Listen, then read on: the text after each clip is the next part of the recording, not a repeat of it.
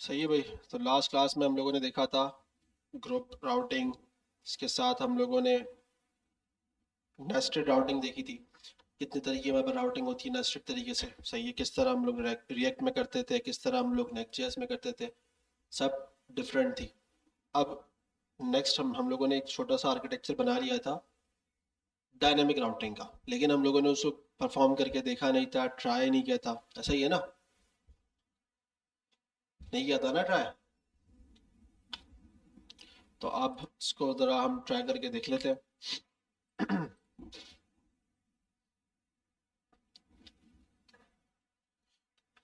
अच्छा जी। अच्छा, मैंने आपको बस ये आर्किटेक्चर डिफाइन कर दिया था कि अगर मुझे नेस्टेड राउटिंग करनी हो, ठीक है, तो हम क्या करते हैं, उस फोल्डर के अंदर फोल्डर बना देते हैं, तो वो नेस्टेड हो जाता है ना? ऐसा ही होता है ना? अच्छा, अब डायनामिक करने के लिए मैंने आपको बताया था एक चीज़ कि भाई अगर आपने कोई चीज़ डायनामिक करनी है, ठीक है, तो आप क्या करोगे, आप फोल्डर बनाओगे और उसको स्क्वायर ब्रैकेट्स के अंदर कुछ ना कुछ परफॉर्म लिख दोगे। कुछ भी नाम लिख सकते हो आप, आईडी लिख दो, स्लग लिख दो, उसमें कोई भी चीज़ आप इसमें लिख सकते हो। कोई रिस्ट्रिक्शंस नहीं है इसके अंदर, ठीक है। और उसके अंदर रख के आप एक पेज क्रिएट कर दोगे। तो होगा ये कि अब जो भी उस पेज तक पहुंचेगा वो वाला पेज शो हो जाएगा आपके पास, जो कि अभी हमारे पास हो रहा था, हमने देखा। यहाँ पे मैं आता हूँ, ठीक है। यहाँ मल्टीपल हमारे पास रेस्टोरेंट्स आ रहे थे, ठीक है। वैसे मैं इस पर सेलेक्ट करता जा रहा था, तो यहाँ पे क्या हो रहा है आपके पास, सही है, ये चेंज हो रहा है ना? नंबर चेंज हो रहा है ना, ये 5 है क्योंकि ये डायनामिक है। या मैं यहाँ पे आता हूँ तो यह नंबर 4 आ गया। मैंने आपको एक एग्जांपल सिंपल सी ये भी दिखाई थी कि अगर मैं डायरेक्ट कुछ XYZ कुछ भी यहाँ लिख देता हूँ और एंटर करूंगा तो क्या होगा, मैं इसी पेज पे आऊंगा, है ना? यही बात हुई थी ना मेरी भी आपसे। उसका रीजन ये था भाई डायनामिक है।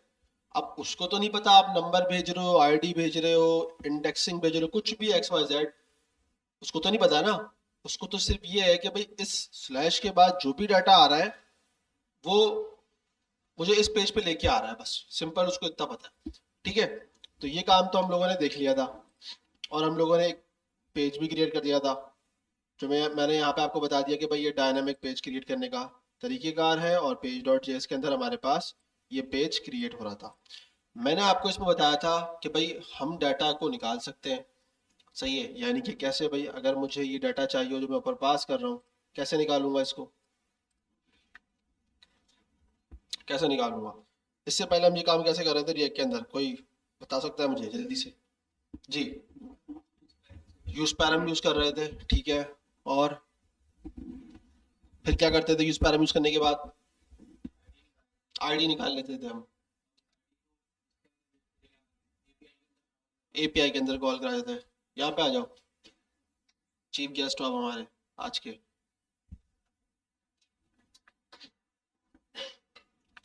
अच्छा, बिल्कुल सही कहा आपने, ठीक है। अब यहाँ पे हम लोग यूज कर रहे हैं इस वक्त, हमारे पास जो पेज है वो कौन सा है, दो पेज पढ़े थे हम लोगों ने, है ना? सर्वर साइड पे भी होता है, क्लाइंट साइड पे भी होता है ना? बाय डिफॉल्ट तो नेक्स्ट जेएस आपको सर्वर साइड देता है। जो भी समझो अभी हमारे पास जो बना हुआ है पेज या जो कंटेंट हमें दिख रहा है वो किस साइड पे, अभी सर्वर साइड के ऊपर है। अगर हमें इसको क्लाइंट साइड पे कन्वर्ट करना है तो हम क्या करेंगे, यूज क्लाइंट यूज कर लेंगे, तो वो क्या हो जाएगा, क्लाइंट साइड पे चला जाएगा, ठीक है। ये तो प्रोसेस है सिंपल सा। अच्छा जी। तो अब मैं आपसे बात कर रहा हूँ कि अभी हम किस पे बात कर रहे हैं, एक सर्वर साइड पे बात कर रहे हैं ना। अब नेक्स्ट जेएस आपको यहाँ पे बता रहा है कि भाई सर्वर साइड पे आप क्या करो, उस पेज के अंदर से पैरम्स निकाल लो। क्या निकाल लो? पैरम्स निकाल लो। अच्छा जी, अभी ट्राई करके देख लेते हैं इसको, इसमें क्या आ रहा है। मैंने इसको किया पैरम्स, सही है। और यहाँ पे कर दिया console log params comma params.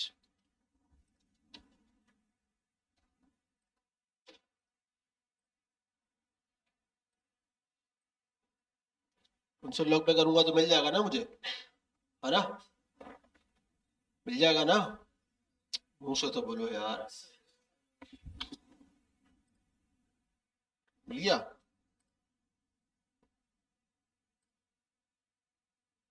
ये क्या आ रहा है?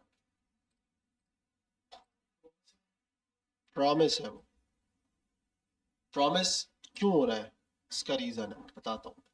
पहले हम इसको प्रॉमिस में करके देख लेते हैं, ठीक है। पेंडिंग लिखा हुआ है, आप समझ गया ना भाई। स्टेटस पेंडिंग आ गया, इसका मतलब प्रॉमिस की बात आ गई है भाई यहाँ पे, तो क्योंकि डाटा इसको मिल ही नहीं रहा। चलो अब मैं इसको करता हूँ const data equal to params. तो मुझे यहाँ क्या यूज करना पड़ेगा, अवेट। अब मसला आ गया, अवेट यूज करूंगा तो एसिंग भी यूज करना पड़ेगा, कर सकते हैं ना। लेकिन इससे पहले आपने आज तक अभी तक तो ये चीज नहीं करी थी, या करी है? करी थी ये चीज? नहीं ना। आपने रिएक्ट पढ़ी, आपने कभी इस तरह किया फंक्शन के अंदर?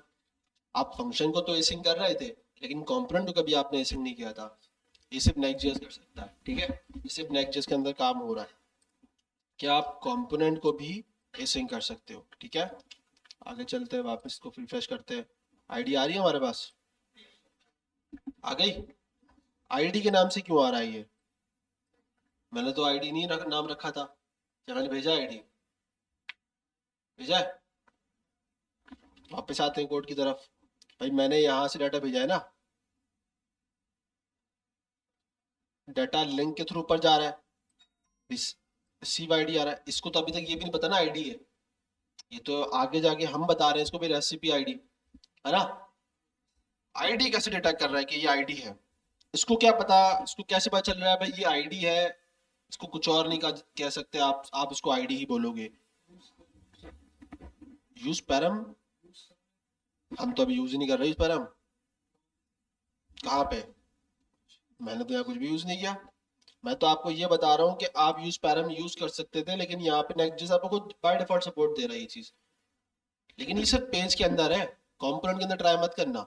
ये मिलेगा आपको सिर्फ पेज के अंदर, क्योंकि अभी हम किस पे स्टैंड कर रहे हैं, पेज का पार्ट है ये। यूज पैरम अगर आपको वहां यूज करना पड़ेगा कंपोनेंट में, तो आप ऐसा ना हो कि फंक्शन के अंदर से निकाल लो, बोलो यार तो आ ही नहीं रहा, इधर तो रखा था मैंने। तो वहां नहीं मिलेगा आपको ये कहाँ मिलेगा? सिर्फ पेज पे आपको मिलेगा। ये बात क्लियर हो गई? तो आप तो दो यार, सब दोबारा बता दूं। हमने पैरेंट्स पे डाटा निकाला, मैंने क्या पेज पे प्रॉप पास किया अभी तक? ये तो पेज मेरे पास मैंने बनाया है ना, मतलब ये कहीं मैंने कॉल तो करा ही नहीं पेज को। जैसे हम रिएक्ट के अंदर पेज या कंपोनेंट बनाते थे, उसको कहीं ना कहीं कॉल करते थे। हम ऐप डायरेक्टर के अंदर उसको कॉल कर रहे थे राउट्स के अंदर रख के, यही कर रहे थे ना हम। सब बोलना था कि मुझे लगेगा सबको पता है ये बात, यही कर रहे थे ना। अच्छा, अब नेक्स्ट.जेएस में तो हम ये काम नहीं कर रहे ना, हम पेज बना रहे हैं, मतलब पेज तो बना रहे हैं हम, एक पेज के अंदर राउटिंग कर करके सारा डाटा रख रहे हैं। ये काम तो नेक्स्ट.जेएस में नहीं हो रहा, या हो रहा है? नहीं हो रहा। ये काम डिफरेंट हो रहा है नेक्स्ट.जेएस के अंदर। नेक्स्ट.जेएस के अंदर आप एक फाइल बना रहे हो पेज डॉट जेएस की या पेज डॉट जेएसएक्स की बना रहे हो, जो भी है, उसके अंदर से मैं पैरम्स निकाल रहा हूँ। यही हो रहा है ना, पैरम्स निकाल रहा हूँ ना मैं। तो क्या ये पैरम्स मैंने पास करे? मैंने तो पास नहीं करे। तो ये नेक्स्ट.जेएस बाय डिफॉल्ट आपको कह रहा है कि भाई अगर आप पेज पे स्टैंड करते हो, तो भाई आपको मैं अपने पैरामीटर्स के अंदर से प्रॉप्स निकाल के दे देता हूँ, सॉरी पैरम्स निकाल के दे देता हूँ। ये बात समझ में आ गई या नहीं? पेज के अंदर से निकाल लेना। ये डिटेल एक पेज है, यहाँ पे नजर आ रहा है, और उसके अंदर से मैं क्या निकाल रहा हूँ? पैरम्स। मैंने तो डाटा पास ही नहीं किया ना। प्रॉप्स से हम अब नॉर्मल एक कंपोनेंट की मिसाल लेते हैं हम। अगर एक कंपोनेंट में मैंने डाटा पास किया होता है प्रॉप्स के थ्रू, तो मैं डाटा इसी तरह निकालता हूँ। हम ऐसी तरह निकालते हैं, डिस्ट्रक्चर कर लेते हैं इसी तरह डाटा, यही करते हैं ना भाई। तो अब वहां पे होता ये है कि पहले तो मैं पास करूंगा तो मुझे मिलेगा, जब मैंने पास ही नहीं किया तो कैसे मिलेगा? नहीं मिलेगा ना। वो आपको बोलेगा भाई डाटा है ही नहीं, तो कहां से दूंगा मैं आपको? यहाँ पे है पेज, ना मैंने यहाँ पे प्रॉप पास किया, ना मैंने कुछ किया, यहाँ पे कुछ भी नहीं किया, लेकिन ये मुझे फिर भी पैरम्स निकाल के दे रहा है। क्यों? क्योंकि ये नेक्स्ट.जेएस का पेज है, इसका बाय डिफॉल्ट स्ट्रक्चर ही या इसकी वर्किंग ही यही है, ठीक है। अगर आपको ये काम करना है तो आप पेज के थ्रू ही कर सकते हो, कंपोनेंट के अंदर ही हरकत मत करने जाना, तो ये कंपोनेंट में चीज वर्किंग नहीं करेगी। बात समझ में आ गई? सबको क्लियर है? ठीक है। अब मैंने आपसे पूछा, क्या सवाल था, मैं खुद ही भूल गया अभी। हाँ, आईडी कैसे आई, गुड क्वेश्चन। अच्छा, मेरा ही तो सवाल है ये। हाँ, आईडी कैसे आई है। आईडी तो आई है, आईडी ये सवाल नहीं था। आईडी ये था कि वो आईडी ही क्यों दिखा रहा है आपको वहां पे। मतलब एक भाई, आप यहाँ पे आओ ना, यहाँ पे मुझे आईडी दिखा रहा है। क्या मैंने यहाँ पे कोई ऑब्जेक्ट बना के उसको बताया ये आईडी जा रही है। मैंने तो नहीं बताया। अगर ये डाटा इस तरह आता है तो यकीनन कहीं ना कहीं तो डिफाइन किया ना, की वैल्यू पे, मतलब की मैंने कहीं डिफाइन करी होगी, तभी तो वैल्यू सेट हो रही है। मैंने की डिफाइन ही नहीं करी है, ये तो नेक्स्ट जेस मुझे दे रहा है। कैसे दे रहा है, सवाल मेरा ये। यूआरएल पे तो आईडी है, ये उसको किसने बताया, मैंने तो नहीं बताया।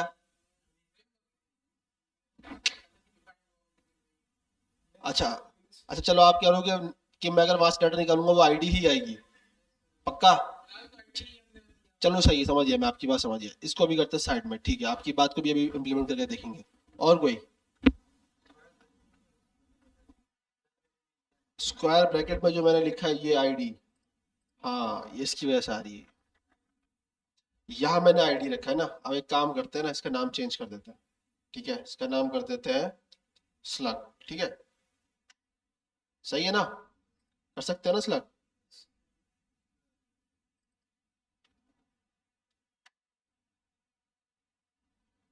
एरर किस चीज का आ रहा है ये।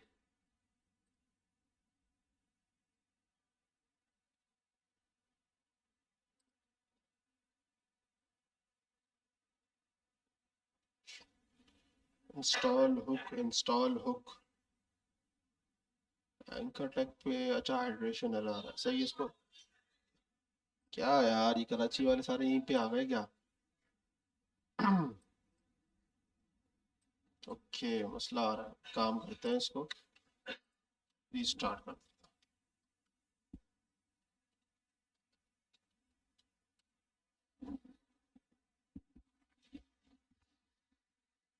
क्योंकि नेक्स्ट जेस कंपाइल कर देता है पेजेस को, उसने कंपाइल करके रख लिया था, इसलिए आपको देगा। अब देखो यहाँ स्लग आ रहा है, रेस्टोरेंट्स लगा गया। ठीक है, आ गई डिटेल पेज। अब यहाँ पे क्या लिखा हुआ आएगा, स्लग।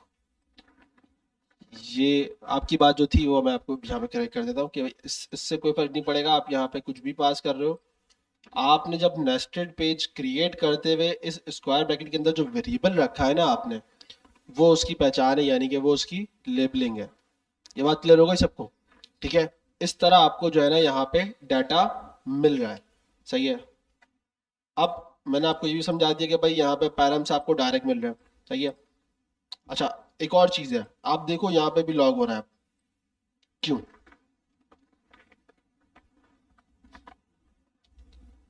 मैंने तो यहाँ आज तक, इससे पहले अभी तक कोई लॉग यहाँ पे नहीं आया था, अब आ रहा है, क्योंकि ये सर्वर साइड है। वहां पे लॉग आने से पहले इस पे लॉग आएगा हमेशा। पेरेंट होगा तो एरर भी आपको यहाँ पे शो हो जाएगा, अगर एरर आएगा तो, अगर क्लाइंट साइड का एरर नहीं है तो। कोई प्रॉब्लम इस तरह की आती है, जो कि क्लाइंट साइड वाले ज्यादा एरर आपको यहीं पे मिलेंगे। क्योंकि सम टाइम ऐसा होता है, ये आपको दिखा रहा है यहाँ पे सर्वर, इनकी अपडेट हुई भी है। अदरवाइज इससे पहले यहाँ पे कंसोल ही नहीं होता था। ये पहले कंसोल होता था यहाँ पे, इसी के ऊपर। क्योंकि सर्वर साइड पे आप जो भी चीज चलाओगे उसका कंसोल इसी पे आएगा, ये इसी का नाम कंसोल है, और इसी पे ही आएगा आपको हमेशा। ये तो अभी इन्होंने डाल दिया यहाँ पे सर्वर पर लिख कर कि भाई ये सर्वर का है, जो है ना आपके पास एक लॉग आ रहा है, क्योंकि ये लॉग ही सर्वर का है। क्योंकि मेरा पेज सर्वर है, मेरा पेज चल ही सर्वर साइड पर है, क्लाइंट साइड पे तो बाद में जाएगा। नहीं, क्लाइंट लिखा हुआ नहीं आएगा, उसे ट्राई नहीं किया, वैसे हमने अभी तक क्या ट्राई किया था। यहाँ पे हमने यूज क्लाइंट लिखा हुआ है। हाँ, चलो ट्राई करके देख लेते हैं यहाँ पे, इसको कर लेते हैं हम।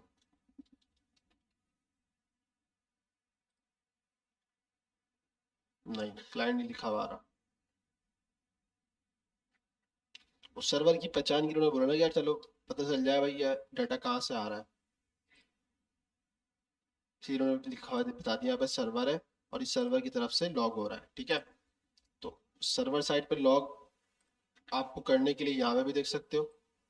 ठीक है, और यहाँ पे भी देख सकते हो। तो अच्छा कि उन्होंने यहाँ पे दिखा दिया, लेकिन ये फिर भी लेट ही आएगा। ये आएगा लेट, पहले यहाँ पे आएगा फिर यहाँ पे आएगा। सही है, जैसे मैं दिखा देता हूँ आपको। अगर मैं डाटा को डाटा ऐसे ऐसे कर देता हूँ और सेव कर दूंगा। ठीक है, देखो चेंज हो गया, ये फॉरन चेंज हुआ है, यहाँ पे बाद में होगा, पहले फॉरन चेंज यहाँ पे होगा।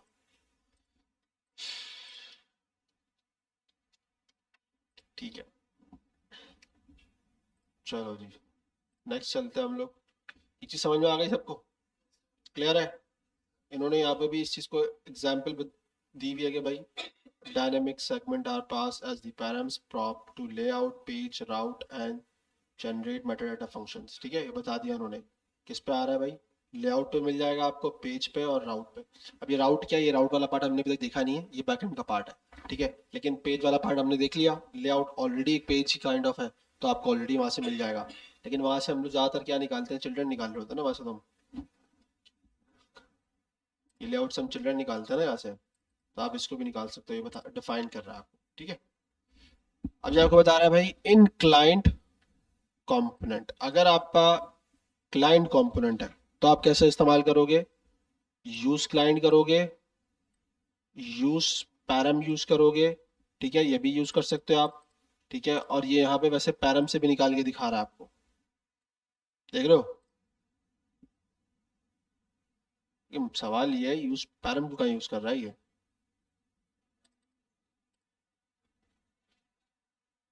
मेरे ख्याल से यूज पैरम, ये तो यूज तो एक फंक्शन है, ये तो हम देखेंगे फ्यूचर में।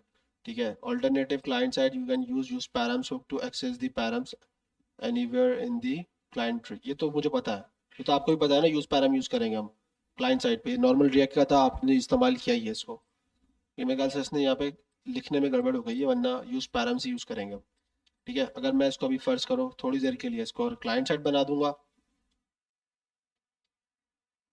यूज क्लाइंट, तो अब ये काम नहीं करेगा। लॉग आ रहा है आपको? यहाँ लॉग नहीं मिलेगा आपको। दो इश्यूज पता नहीं किस चीज़ की वजह से आ रहे हैं ये। इस एसिंग क्लाइंट देखा, async client component only server component can be async at the moment। सही है, तो आप जब async यूज करो तो क्या यूज करोगे? सिर्फ सर्वर। अगर आप यूज क्लाइंट यूज करते हुए async करोगे तो ये काम नहीं करेगा, जो नॉर्मल रिएक्ट का बिहेवियर था। सही है, तो ये सिर्फ वर्किंग कर रहा था किसकी वजह से? सर्वर साइड की वजह से। ठीक है, इसको मैं बस करके दिखा देता हूँ आपको सिंपल सा। इसको भी हटा देता हूँ थोड़ी देर के लिए, इसको भी हटा देता हूँ। और import use params, use params कहाँ से आ रहा है? Next navigation. ठीक है, यूज पैरम नेक्स्ट नेविगेशन से आ रहा है। आप यहाँ पे आओ, const params equal to use params और फंक्शन। सही है, और इसको अगर आप लॉक कर लो, या मैं इसको डाटा ही कर देता हूँ, तो मेरे पास ये आ गया। सही है, ये वैसे भी आ रहा है और वैसे भी आ रहा है, आपके पास दोनों ऑप्शन है, आपको क्या सुटेबल लगता है आप वो इस्तेमाल कर लो। ठीक है, हम क्लाइंट साइड भी यूज़ कर सकते हैं और हम सर्वर साइड भी यूज़ कर सकते हैं। अब तब हमें पता चल गया डाटा ये आ गया। ठीक है, नेक्स्ट स्टेप आपका क्या होगा कि दोबारा से आपने बस एपीआई कॉल करनी है, जो हमारे पास एपीआई थी। हमारी एपीआई क्या है भाई? रेसिपी है। ठीक है, ये पूरा एक जेसन फॉर्मेट है। हमें बस कुछ नहीं करना, दोबारा एक एपीआई कॉल करनी है नेक्स्ट, और उसके अंदर हमें एक क्यूरी पैरम पास करना होगा, आईडी इक्वल टू, आईडी कौन सी है आपकी? Just suppose 4। तो मेरे पास नहीं चला ये। हम्म,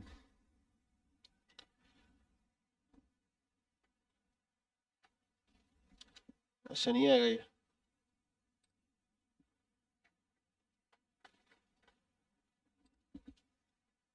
एक minute, tummy Jason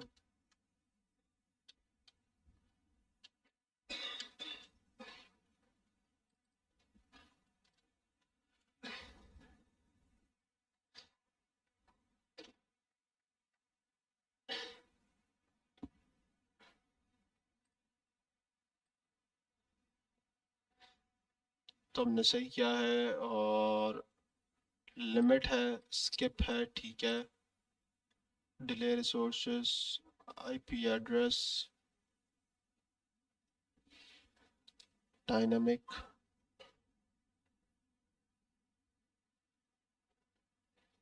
dynamic images. नहीं, मेरे ख्याल से पता है क्या होगा, ये वाला सीन इसका होगा ऐसे, रेसिपी के बाद /4 चलिए, सही है। बस फिर आप इस तरह इसको यूज़ करोगे, सही है, दोबारा ये यूज़ इफेक्ट यूज़ करके यहाँ पे कॉल करोगे और ये डाटा फैच कर लोगे। क्लियर होगी बात? अच्छा जी, अब मैं आपको बताता हूँ कि ये तो अभी हम यूज़ कर रहे थे, जो डाटा हमने अभी तक यूज़ किया, इस्तेमाल किया, सब कहाँ था? वो कहाँ था? क्लाइंट साइड पे था ना, या नहीं था?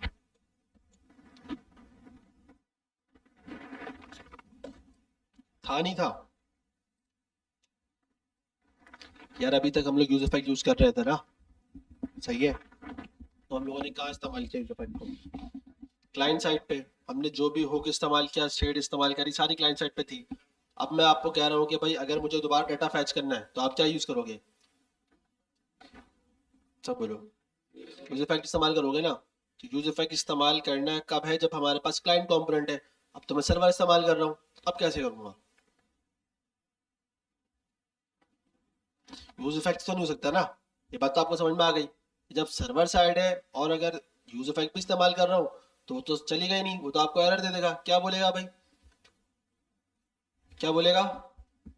क्लाइंट साइड या तो कन्वर्ट कर दो उसको, यूज क्लाइंट यूज कर लो। अब जब मुझे यूज ही क्लाइंट यूज करना है तो फिर वो तो सर्वर साइड रहा ही नहीं, तो मुझे तो एपीआई को कॉल करना है, तो कैसे करेंगे?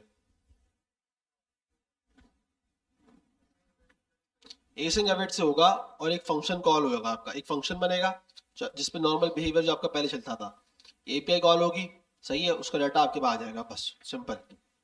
समझ में आएगा नहीं या नहीं? नहीं आई? चलो एक काम करते हैं ना, बनाते हैं एक फंक्शन बना लेते हैं, ठीक है, कॉन्स्ट फैच डिटेल्स, सही है। बन सकता है ना ऐसे फंक्शन, या नहीं बन सकता? तो ये मैंने गलत बना दिया ना इसको, इसको मुझे बनाना चाहिए एरो फंक्शन, ठीक है। और इसको हम रखेंगे एसिंग, रखेंगे ना एसिंग, क्योंकि एपीआई कॉल कर रहे हैं हम। क्या यूज करेंगे? फैच। पहले मैं डाल देता हूँ उसको ट्राई एंड कैच के अंदर, सही है, ताकि मुझे कोई एरर आए तो पता चल जाए। Error, okay. अब क्या यूज करूंगा? फैच, और फैच के अंदर क्या पास कर दूंगा? एपीआई पास कर दूंगा, यही पास करूंगा ना, ठीक है। अच्छा, इसमें कोई और चीज़ें तो हम डालते नहीं है ना इसके अंदर, बट डायरेक्ट है, ठीक है। वैसे ही कॉपी कर लेता हूँ, और यहाँ पे लाके सिर्फ आपको एक कंसोल दिखा देता हूँ, सही है। इसको मैं रख देता हूँ कॉन्स्ट रेस्पॉन्स। हाँ मैं हटा देता हूँ, टायर अच्छा नहीं लो, ये हटा देता, ये हटा दिया, ये हट गया, ये हट गया, ये भी हट गया। इसको मुझे फिर इसको भी सिंक करना पड़ेगा। ठीक है, फाइल डिटेल का फंक्शन बनाया, से बनाया ना मैंने, उसमें मैंने एक एपीआई कॉल कर दी, डाटा आएगा, उसको सिर्फ लॉक कर लेते हैं अभी, सही है। अभी की हद तक सिर्फ लॉक कर लेते हैं। अच्छा, यहाँ पे आ रही प्रॉब्लम, इसको फिक्स कर देते हैं, ठीक है। अभी मैं सिर्फ क्या कर रहा हूँ, इसको लॉक कर रहा हूँ, सही है। अब मुझे फाइल डिटेल को कॉल करना पड़ेगा, कैसे कॉल करूंगा? जैसे मैंने यहाँ पे इसको कॉल किया हुआ है, ये बात समझ में आ गई या नहीं आई? सेम कॉल करूंगा, पैरम से हटा के फैच डिटेल्स, और इसको कॉल कर लूंगा, ठीक है। और यहाँ पे इसको करके मैं कर लेता हूँ भाई रेसिपीज, सही है। समझ में आ रही है ये चीज या नहीं? वैसे अभी मुझे इसको रखने की जरूरत है नहीं, क्योंकि मैंने अभी तक कुछ रिटर्न नहीं कराया, अभी तो मैंने सिर्फ वहां पे लॉक करा है। जब मैं रिटर्न कराऊंगा तो मुझे डाटा मिलेगा यहाँ पे, ऐसा ही है ना भाई? तो डाटा कॉमा डाटा, एक और डाटा डाल देते हैं और एक और डाटा।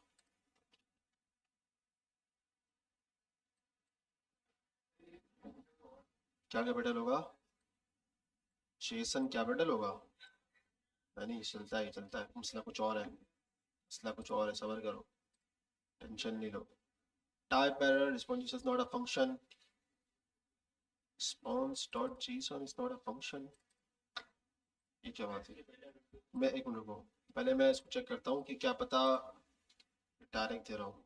अच्छा हाँ, बिल्कुल सही कह रहे हो आप, इसमें तो अवेट लगाया ही नहीं है। आ गया डाटा, ये आपका डाटा आ गया सारा, इसे मैंने सेव किया, डाटा ऑटोमेटिकली आ गया। सही है, ये आपका पूरा ID4 का डाटा आ गया, चिकन अल्फ्रेडो पास्ता। उसकी इंस्ट्रक्शंस आ गई, उसकी डिटेल्स आ गई, सारे मेरे पास अभी कहाँ चल रहा है? क्लाइंट साइड पे। डाटा कितना फास्ट हो गया, ये बेनिफिट है क्लाइंट साइड का, सर्वर साइड का, सॉरी। अभी 4 को चेंज करना है, आपने क्या करोगे, इस डाटा को आप हटा दो। इस डाटा के अंदर क्या मिलना है मुझे? स्लग रखा है ना मैंने, स्लग कर देते हैं इसको। लेकिन स्लग अच्छा नहीं लग रहा, मैं इसको आईडी ही नाम दे देता हूँ, ठीक है? क्योंकि मैंने आपको समझाने के लिए वहाँ स्लग डाल दिया, तो आप वहाँ पे भी फिर आईडी ही लिखना डायरेक्ट। सही है, अगर आपको ज़रूरत हो यहाँ पे आईडी पास कर देंगे, यहाँ से आईडी निकालेंगे और यहाँ पे पास कर देंगे। इसको हम चेंज कर देते हैं, सॉरी इसको मुझे बैक टिक लगाने पड़ेंगे, बैक टिक यूज़ करेंगे, इसको हटा देते हैं और आईडी।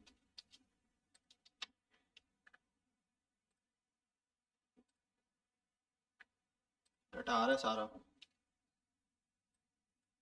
ये सारा आपका डाटा आ गया। अब आप बोलोगे सर इसको दिखाना है, तो भाई आपके पास आसान चीज़ है, रेसिपी आ गई है, अब आप रेसिपी का कुछ भी दिखा दो। अब यहाँ पे मसला पता है क्या आएगा, मैं आपको समझाता हूँ। क्योंकि अब ये डाटा आपके क्लाइंट सेट पर आपको दिखाना है, शो करना है, सही है, तो आप स्टेट यूज़ कर सकते हो। लेकिन हमें जो स्टेट बगैर स्टेट ये काम करना है ना, तो काम हो सकता है नहीं हो सकता? बगैर स्टेट ये काम होगा नहीं होगा? जल्दी बता दो फटाफट जल्दी से।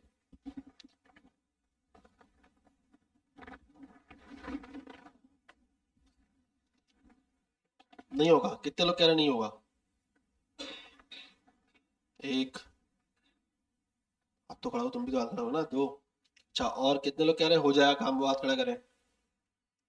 तो बीच वाली आवाम नहीं बनो, या तो बोलो हाँ या तो ना। अब जितनी प्रैक्टिस करी होगी उसके हिसाब से बोल दो भाई हाँ है, और अगर नहीं करी है, कम करी है, तो बोल दो भाई नहीं है। या जो दिल में समझ में आया वो बोल दो, यार मुझे क्या है। दोबारा पूछता हूँ मैं, कितने लोग कह रहे हैं कि विदाउट स्टेट काम हो जाएगा, वो हाथ खड़ा करें। सही से हाथ खड़ा करो, नजर आए थोड़ा, मर्दों वाली क्लास है ये, ठीक है? और जो कह रहे हैं नहीं, वो हाथ खड़ा कर लें। दो है, ठीक है।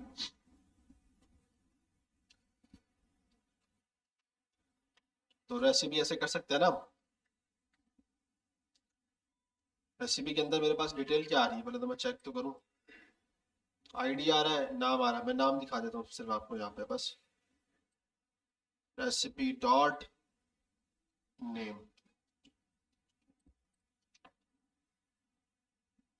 क्या बोल रहा है? अनडिफाइंड। क्यों बोल रहा है ये? इसके पीछे रीजन है इसका, क्योंकि ये क्लाइंट साइड पे चल रहा है, डाटा देर में आएगा, सर्वर पहले लोड कर चुका होगा। समझ में आई बात? हटा ही नहीं रहा अभी तो, स्पेलिंग सही लिख दी ना मैंने। अच्छा, मैंने वहां से रिटर्न ही नहीं किया ना, कि रिटर्न डेटा।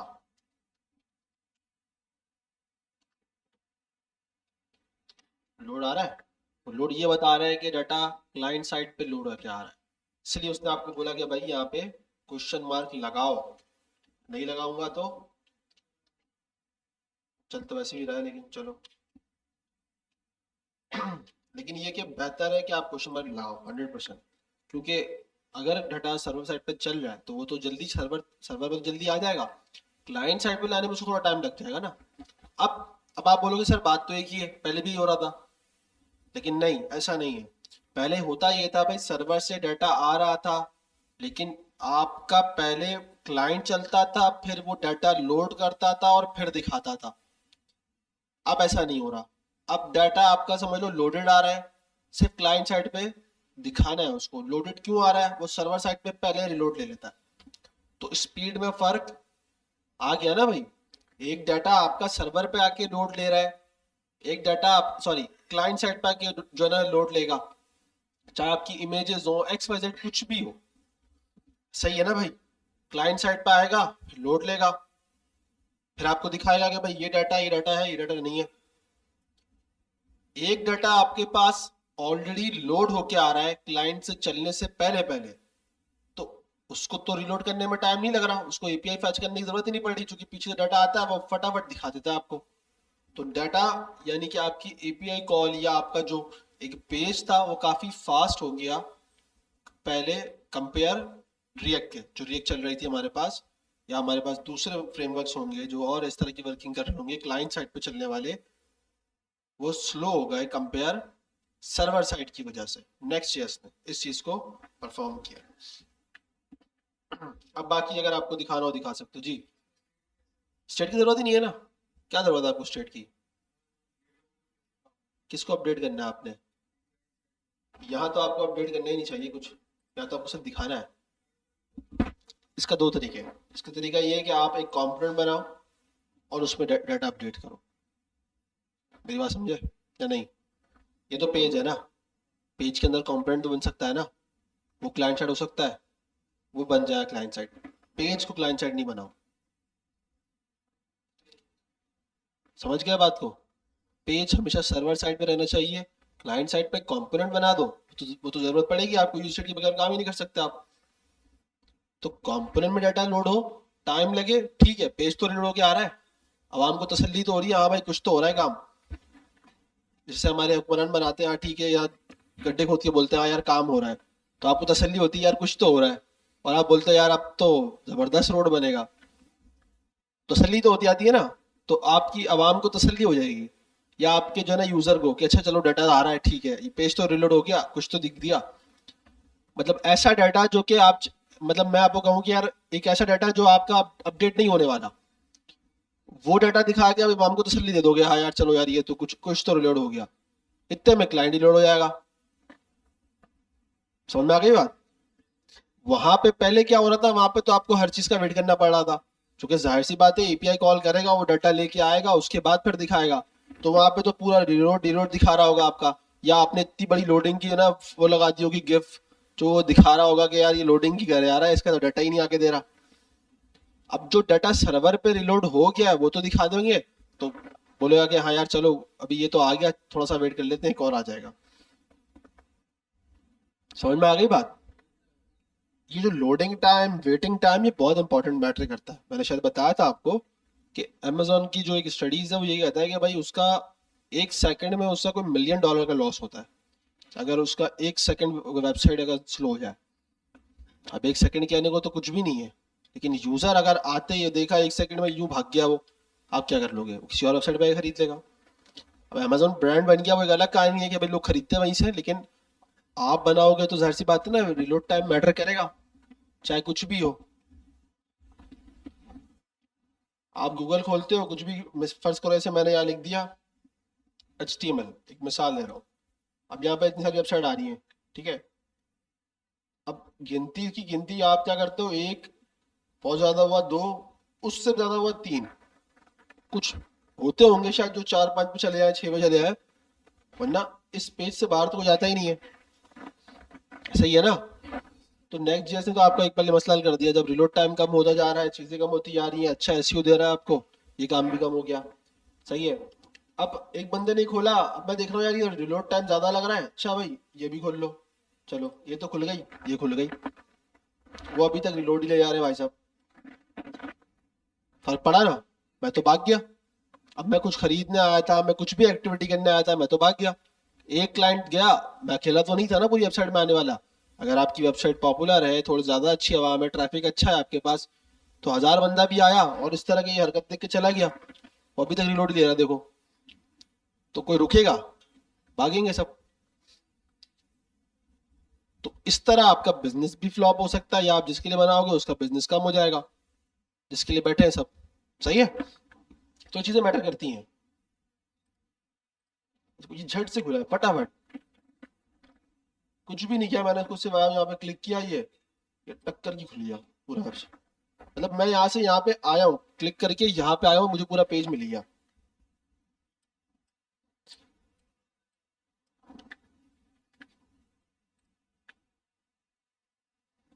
ये PHP बना हुआ है, लैंग्वेज तो PHP है, लेकिन किस पे बना है मुझे नहीं पता फिलहाल। लैंग्वेज तो PHP है इसकी। तो ये टूल होता है वेब ब्राउज़र, शायद पता होगा आप लोगों को, पता है आप लोगों को।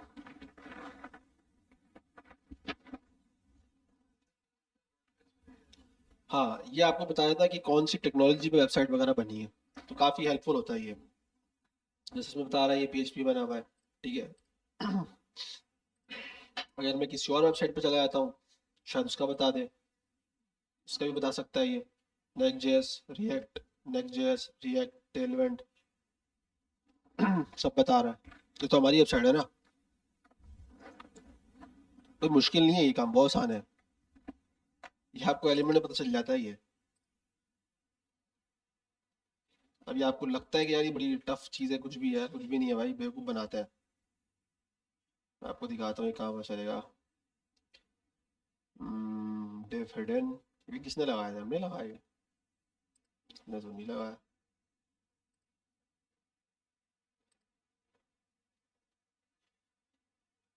ये नेक्स्ट नेक्स्ट इसको डिफाइन कर रहा होता है, ये नेक्स्ट पे बना हुआ है। इसके अलावा इसके अंदर जो मेन डिव होता है ना, इसका पहला डिव बॉडी के अंदर, उसमें भी लिखा होता है, इसने हाइड कर दिया वाला डिव। मेन पेज पे आता है,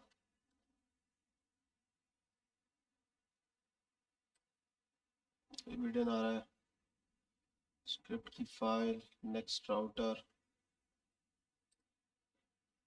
हेडर, हेडर के अंदर आ जाएगा। कौन सा डिव है हिडन वाला? खैर यहाँ पे ना लिखा हुआ आपको मिल जाता है नेक्स्ट, ये नेक्स्ट पे बनी हुई है। इसी तरह रिएक्ट पे भी आपको जो है ना रूट लिखा हुआ मिल जाएगा। लिखा होगा शायद आपने, आईडी रूट नजर आता है ना, जो आपका जो पहला डिव होता है रिएक्ट के अंदर, रूट के नाम से होती है आईडी उसकी, तो वो आपको इसी तरह पता चल जाता है। तो आई होप आपको ये चीज़ें क्लियर हो गई होंगी, या नहीं? हो गई ना?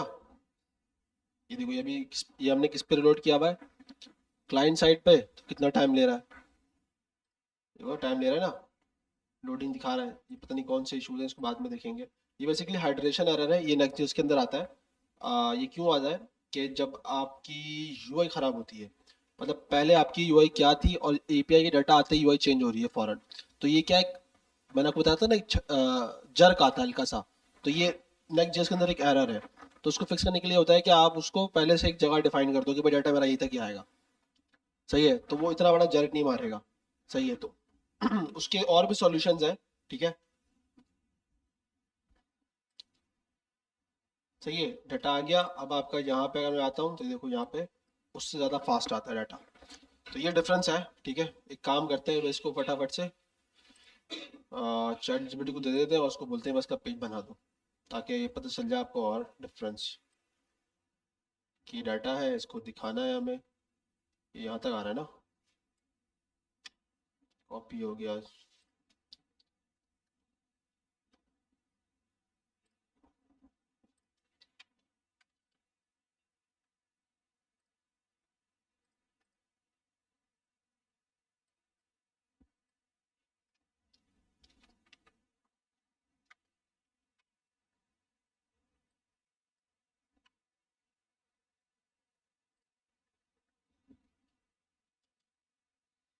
Create a detail page with tailwind css in next.js like a food panda।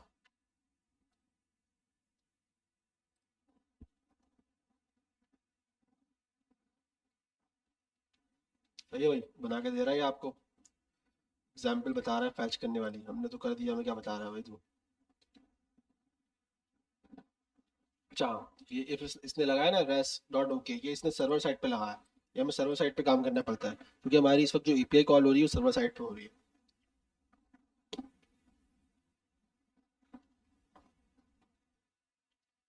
और यहाँ से हम कॉपी कर लेते हैं रिटर्न से।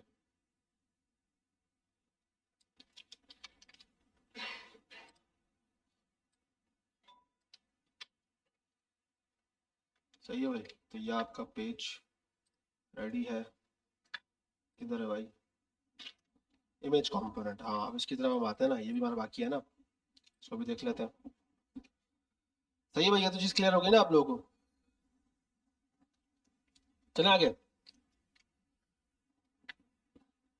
आओ भाई आगे चले, नहीं चले आप बोलोगे तो नहीं जाएंगे भाई। पढ़ने नहीं पढ़ना भाई, इतनी दूर से आए आप लोग भी पढ़ने के लिए। अच्छा जबरदस्त, चलो आगे चलते हैं। अभी मैं इसको दिखा देता हूँ ठीक है, लेकिन मैं इसके आर से पहले आपको बताऊंगा कि भाई हमारे पास नेक्स्ट.जेएस के अंदर एक इमेज कंपोनेंट होता है। सही है, क्या होता है, इमेज कंपोनेंट। इससे पहले हम लोग जो भी काम कर रहे थे सब आईएमजी के टैग में काम करते थे, चाहे वो रिएक्ट हो चाहे वो एचटीएमएल सीएसएस हो, सारा हमने किए उसी के अंदर है ना। अब डिफरेंस है, डिफरेंस क्या है, मैंने आपको बताया कि नेक्स्ट.जेएस ने बस थोड़ी सी जो है ना रिसर्च करी है कि रिएक्ट के अंदर क्या क्या प्रॉब्लम्स थी, उनको फिक्स करने की कोशिश करी, और काफी हद तक वो सक्सेसफुल रह गया उस चीज के अंदर, तभी आज इतनी पॉपुलर है नेक्स्ट.जेएस इन चीजों के अंदर। उसमें एक प्रॉब्लम है इमेज की। सही है, इमेज की प्रॉब्लम क्या है, आपने देखा होगा समटाइम वेबसाइट लोड लेती है तो इमेज सब में ज्यादा टाइम लेता है लोड लेने में, और बड़ा इंपॉर्टेंट रोल है आपकी वेबसाइट के अंदर, आपकी मोबाइल एप्लीकेशन या आपकी एप्लीकेशन के अंदर इमेजेस का। क्यों, क्योंकि इमेजेस आपको लगता है कि यार ये तो छोटी चीज है, अगर मैं आपको कहता हूँ अगर एक इमेज 1 MB की भी है, तो अगर आपकी वेबसाइट में 100 अगर इमेजेस है तो वो 100 MB चला गया। 100 मतलब एक 100 MB का अगर आपका एक फोल्डर है, यानी कि आपका जो एप्लीकेशन का डाटा है वो बहुत ज्यादा है, बहुत ज्यादा। मेरी बात समझ में आ रही है, पूरी वेबसाइट को अगर आप आर्किटेक्चर बनाओ सब कुछ भी करो तो मैं कहता हूँ 50 MB भी चला जाए ना ये, तो ये भी बहुत ज्यादा है। तो 100 MB तो छोड़ दो, और 100 इमेजेस तो होना कोई बड़ी बात ही नहीं है। फूड पांडा जैसी अगर एप्लीकेशन आपकी हो, या आपकी कोई ओएलएक्स जैसी एप्लीकेशन हो, या आपकी कोई ट्रैवलिंग से रिलेटेड हो Booking.com या Airbnb, तो 100 MB क्या, 100 इमेजेस तो कोई चीज ही नहीं है। आप देखो ना, अगर एक रेस्टोरेंट आप रजिस्टर कर रहे हो, एक होटल रजिस्टर कर रहे हो, तो कम से कम भी एक बंदा 10-15 तो जो है ना इमेजेस लगाता ही लगाता है, अपने रूम्स की लगा रहा होता है। सही है, अब रेस्टोरेंट वाला लगा रहा है तो वो अपनी जो है ना प्रोडक्ट की लगाएगा, तो आप उससे कैलकुलेट करो तो 100 इमेजेस तो कोई बड़ी बात ही नहीं है, तो काफी डाटा चला जाएगा। सही है, तो ये प्रॉब्लम है इमेजेस की बहुत बड़ी। तो उसकी वजह से क्या होता है, वेबसाइट स्लो होती है, क्योंकि इमेजेस आपने रखी भी तो है, लेकिन ब्राउजर तो उनको डाउनलोड करता है ना, रिलोड लेने से पहले डाउनलोड करता है उनको। मेरी बात समझ में आ रही है, उनको क्या करता है, डाउनलोड करता है, डाउनलोड करता है तभी तो आपको दिख रही होती है। समझ में आई बात, इस वजह से स्लो टाइम आता है, क्योंकि वो डाउनलोड करेगा, फिर आप अब आप देखते हो हाफ इमेज आती है, फिर इंटरनेट की वजह से और हाफ आती है, फिर उस थोड़ी सी और आती है, फिर थोड़ी सी और आगे करते करते पूरी आ जाती है, फिर आप भी परेशान हो जाओगे समटाइम, यार ये क्या हो रहा है, इतना टाइम क्यों लग रहा है। तो उसका रीजन ये है कि भाई उसको बनाने वाले ने, जिसने बनाया है उस इमेज को, जिसने डिजाइन किया है, उसका इमेज का साइज बड़ा है। पीएनजी की इमेजेस हमेशा ज्यादा बड़ी होती है। मैं आपको बता रहा हूँ कि पीएनजी की इमेज आप डाउनलोड करके देखना, इमेज साइज काफी बड़ा होता है उसका, क्योंकि वो अच्छी पिक्सल्स में होती है।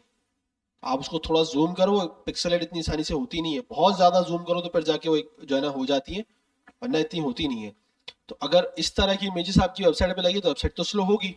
तो ये प्रॉब्लम है इमेज टैग के अंदर। ये प्रॉब्लम रिएक्ट की नहीं है, ना नेक्स्ट.जेएस की, सॉरी ये ना एचटीएमएल सीएसएस की है, ये प्रॉब्लम तो आपकी पूरे होल सिस्टम की थी। ये बात समझ में आ गई।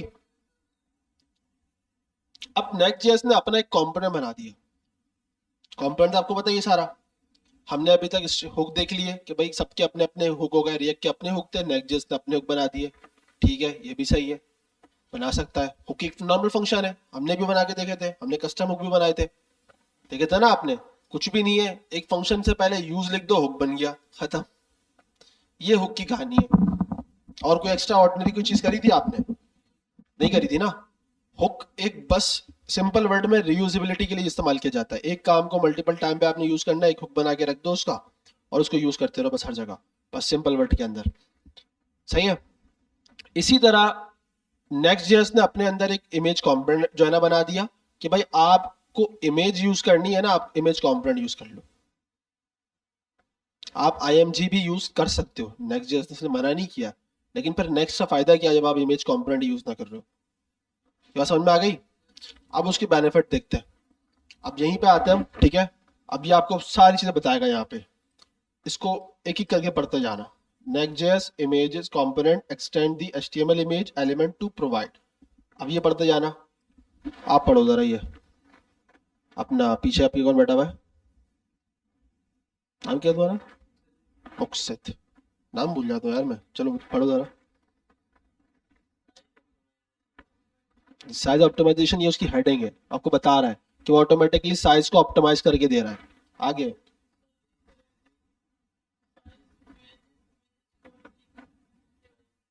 Using modern image format like web. ये बात तो सबको समझ में आ गई अब, या इसको ट्रांसलेट करना चाहिए?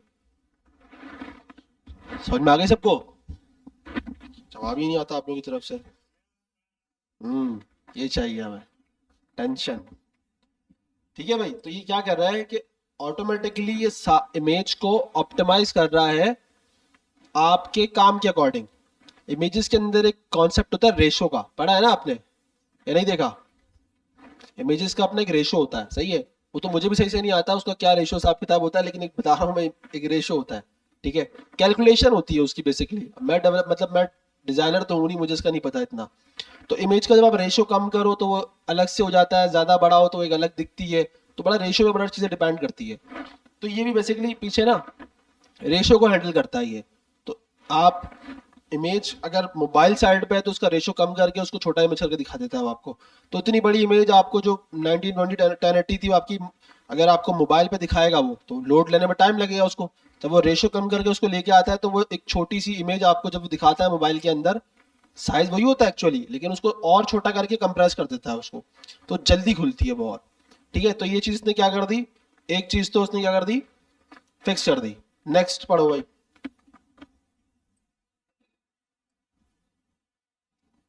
ये बड़ा इंपॉर्टेंट पॉइंट है, पढ़ो जल्दी पढ़ो। ये आप पढ़ो समी, इसकी ये तो पढ़ो, हेडिंग तो पढ़ो, इसने क्या कसूर किया है। हम्म, ये मैं बात कर रहा था।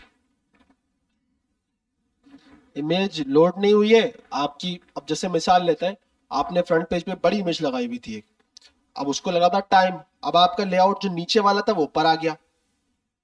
ये होता होगा अक्सर वेबसाइट में, आपने देखा होगा। अब जब वो ऊपर आ गया है तो अब जाहिर सी बात है आपका लेआउट शिफ्ट होगा। जैसे ही इमेज लोड करता है वो ठक करके नीचे आता है, फेंकता है। सही है। ये क्या है, लेआउट शिफ्ट हो रहा है आपका, हो रहा है ना। आप कहीं पे भी देख लो पूरी वेबसाइट में, दुनिया जाके उठा के देखना, काफी सारी वेबसाइट आपको चीज नजर आएगी। मैं ये नहीं कहूंगा हर इमेज में, सब अपना काम करते हैं जिसको फिक्स करते हैं, क्योंकि ये एक एसईओ के लिए बड़ी प्रॉब्लम है। ठीक है, वेबसाइट रैंकिंग में ये इशू है, ये प्रॉब्लम है।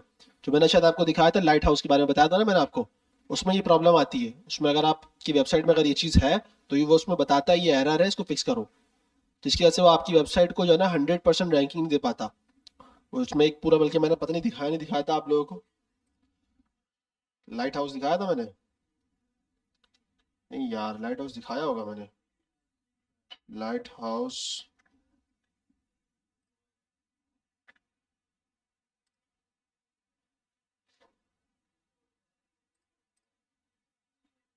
ये नजर आ रहा है ना, performance, best practice, SEO, performance, सब चीजें बता रहा है। फर्स्ट कौन, नीचे आ जाओ थोड़ा सा।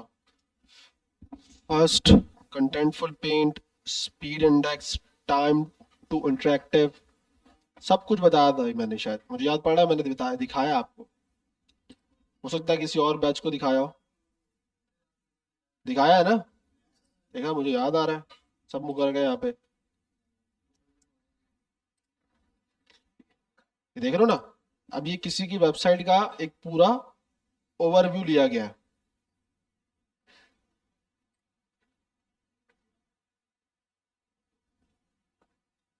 ये देख रहे हो, इस तरह क्या करता है, ये आपके पेजेस की ना एक स्क्रीनशॉट ले लेता है, यानी कि हर पेज को अलग अलग अलग जो है ना एनालिसिस करता है, और उसमें बताता है ये इश्यूज है, ये इश्यूज है, ये इश्यूज नहीं है, तो आपने उसको फिक्स करना चाहिए। ठीक है, देखो अलग अलग बता रहा है, ये इसको काउंट कर रहा है, ये सब कुछ सब कुछ ये देख रहा है ये देखो इमेजेस नहीं आई ना, ये देखो बता रहा है कि जब आपका पहला पेज खुलता है तो इस तरह दिखता है, फिर नेक्स्ट इस तरह, फिर इस तरह इस तरह, फिर देन इमेज आ जाती है, ये पूरा बता रहा है आपको। अब अगर ये बॉक्स किसी ने फिक्स करके रख दिया इमेज का, तो लेआउट शिफ्ट नहीं मारेगा। ये एक अच्छी प्रैक्टिस है कि आप ये भी कर सकते हो। क्या आपने फिक्स करके रखा है, इमेज आ रही है, चलो भाई जब तक इमेज आएगी तब एक्चुअल उसके बराबर ही होगा, तो लेआउट शिफ्ट ही नहीं होगा। बात समझ में आ गई मेरी या नहीं आई है? सबको आ रही है ना? अब आप उसका लेआउट फिक्स नहीं करते हो, यानी कि आप उस बॉक्स को हाइट देते ही नहीं हो जिसमें आपकी इमेज थी। अब वो इमेज पर डिपेंडेंट है, क्योंकि समटाइम ऐसा होता है कि डाटा ऐसा आता है कि भाई इमेज पर डिपेंडेंट है, हमें उस हिसाब से दिखाना है, हमें फिक्स नहीं करना। तो वहां पे क्या होगा, जब इमेज लोड होगी उसको टाइम लगेगा, आने से पहले आपका लेआउट ऊपर जाएगा, जैसी इमेज आएगी ठक करके नीचे फेंकेगा, इसको कहते हैं लेआउट शिफ्ट जो होता है। ठीक है, चाहे वो इसके अंदर हो या कंटेंट के अंदर हो, बात एक ही है। तो ये वही बता रहा है आपको यहाँ पे, देखो तो सही। लेकिन इसने क्या किया हुआ है यहाँ पे, फिक्स किया हुआ है, देख रहे हो, ये चीज फिक्स है, ये पूरा आपको डिफाइन करता है एक एक चीज को। सही है, तो वेबसाइट, लाइव वाली वेबसाइट नहीं, मेरे ख्याल से चेक करता है, मुझे याद नहीं आ रही, हाँ लाइव वेबसाइट चेक करता है ये, सही। लोकल होस्ट वाली चेक नहीं करेगा ये। तो ये एक प्रॉब्लम है, ठीक है, जो कि नेक्स्ट जेएस ने वो भी फिक्स कर दी।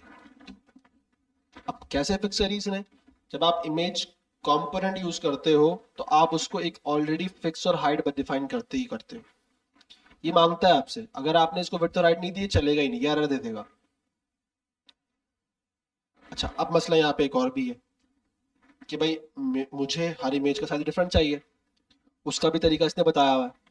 ठीक है, वो भी हम थोड़ी देर में देख लेंगे, लेकिन इसको डिफाइन करना पड़ेगा कुछ ना कुछ आपको, अदरवाइज चलेगा नहीं।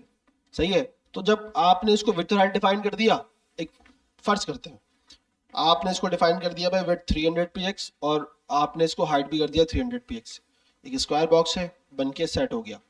अब जब इमेज उसके अंदर रिलोड लेगी ना, तो वो एक 300 पिक्सल का जो बॉक्स होगा वो ऑटोमेटिकली जनरेट आपको नजर आ रहा होगा कि भाई इसने जगह ली हुई है, इमेज लोड हो रही है। अच्छा, अब आगे वाले पॉइंट पे चलो, क्या बोल रहा है, ये वाला पढ़ो आप, पीछे लास्ट। जी हाँ, पढ़ो क्या लिखा हुआ है। नहीं नहीं, बोलो, उनको बोल दिया मैंने। हम्म,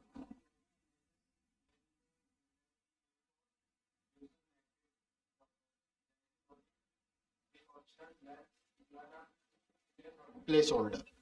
अब इससे क्या समझ में आया,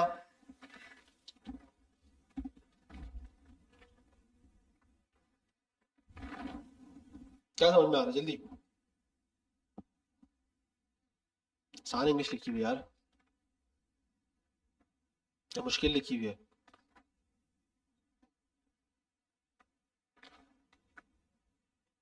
जल्दी से बताओ क्या लिखा हुआ है।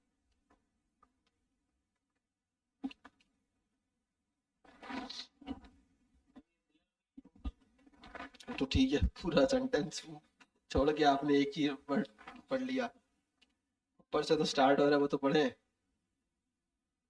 आप पढ़े यार क्या लिखा हुआ है।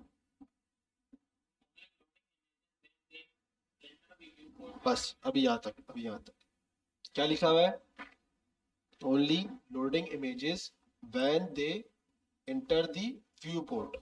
ये इमेजेस को तब लोड लेगा जब आप उसके व्यू पोर्ट पे पहुंचोगे, यानी कि आपकी स्क्रीन के सामने जब इमेजेस आती हैं, जैसे ही मतलब आप स्क्रॉल करते हुए आ रहे हो, अब नीचे की इमेजेस इसने लोड नहीं ली, ये टाइम लगता है, क्योंकि अगर ये एक साथ सारी इमेज लोड लेगा तो टाइम लगेगा इसको। जब ये एक एक करके इसने, जब आपके पास इसको पता है यार इतने इतनी स्क्रीन है, ठीक है, इतना डाटा तो मुझे लोड लेना ही लेना है, तो ये इतना जो है ना ले लेगा। उसके बाद नीचे का डाटा है, आप स्क्रॉल करते जाओगे ऑटोमेटिकली नया स्क्रॉल कर जो है ना इमेज लोड करना शुरू करेगा, फिर दोबारा जाओगे दोबारा स्क्रॉल करना शुरू कर दे, मतलब नीचे की इमेजेस और लोड लेना शुरू कर देगा। तो इससे क्या हो गया भाई, जो डाटा रिलोड करने का पहले का टाइम था वो तो जल्दी रिलोड कर लिया इसने, सही है। अब जो बाद में वाला है वो भी कर लेगा। समझ में आ गई बात? आगे बढ़े। लेजी लोडिंग एक कॉन्सेप्ट होता है, ठीक है। आपने रिएक्ट के अंदर इसको पढ़ा नहीं होगा, मैंने पढ़ाया भी नहीं था आपको बिल्कुल, लेकिन ये एक ब्राउजर के अंदर आपका कॉन्सेप्ट होता है जो आपको सपोर्ट करता है, ठीक है। रिएक्ट के अंदर ही काम करना थोड़ा डिफिकल्ट होता है, मतलब पंचायत वाला काम है। लेजी लोडिंग, ठीक है, आपको नजर आएगा अक्सर रिएक्ट के अंदर, सही है। अब इसको देख लो, इसको पढ़ो जरा, यहाँ पे क्या लिखा हुआ है। is a performance optimization technique that delay the loading of certain component or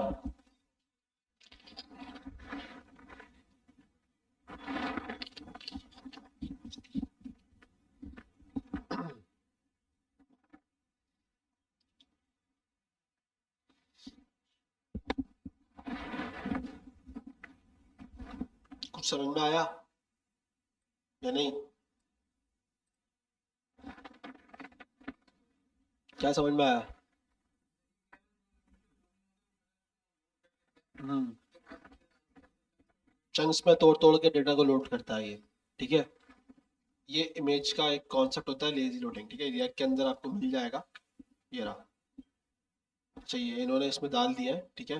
अच्छा, अच्छा, इसका रीजन ये है कि आप जब इसको इसको कॉम्पोनेंट के अंदर रखना पड़ता है। वैसे मैं आपको दिखाता हूँ, जैसे इन्होंने यहाँ रखा हुआ है लेजी इंपोर्ट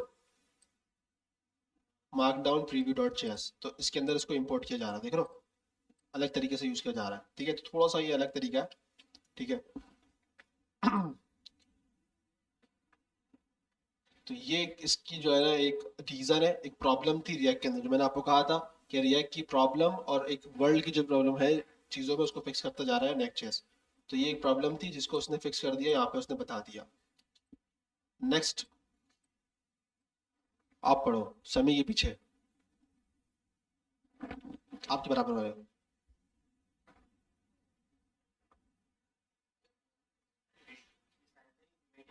ऊपर से उसकी मतलब हेडिंग तो पढ़ो, उसको पता चले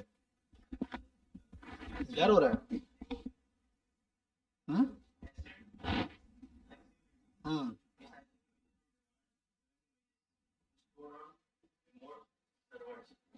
सही है भाई। इमेजेस को रीसाइज वगैरह करना, जो मैंने आपको थोड़ी देर पहले ही डिफाइन किया ना, कि उस हिसाब से ही अपने आप को सेट कर लेता है ऑटोमेटिकली, सही है। वही बता रहा है, when images stored on remote server. अब रिमोट सर्वर से क्या मुराद है कि जो कि एक इसमें हमारे पास कॉन्सेप्ट होता है कैशे करने का, थोड़ी देर में वो भी देखेंगे तो पता चल जाएगा आपको, ठीक है। तो नेक्स्ट जेएस इंक्लूडिंग पेज को भी कैशे कर लेता है, यानी कि एक पेज को अगर उसने कैशे कर लिया है तो आप दोबारा उस पेज पे आओगे तो वो रिलोड नहीं करता, उस पेज को वैसी का वैसी रखता है, सेम टू सेम। ये इसकी क्वालिटी है। समझ आई बात या नहीं? ठीक है। अब इसको यूज करने का तरीका सिंपल है। इमेज का कंपोनेंट आपने यूज करना है, नेक्स्ट इमेज से इंपोर्ट हो रहा है, ठीक है। और इस तरह करके आपने इसको कॉल कर देना है, क्लियर है। एसआरसी के अंदर आप सिंपल एसआरसी पास करोगे, ऑल्ट के अंदर आप ऑल्ट, सही है। उसके बाद आपको ये बता रहा है, ठीक है, जैसे मैं आपको बताता हूँ आगे चलता है। चलो लोकल इमेजेस है, ठीक है, इसको छोड़ दो। ये लोकल से मुराद इसका जो आपके सिस्टम में सेव करी गई वो इमेजेस है, ठीक है।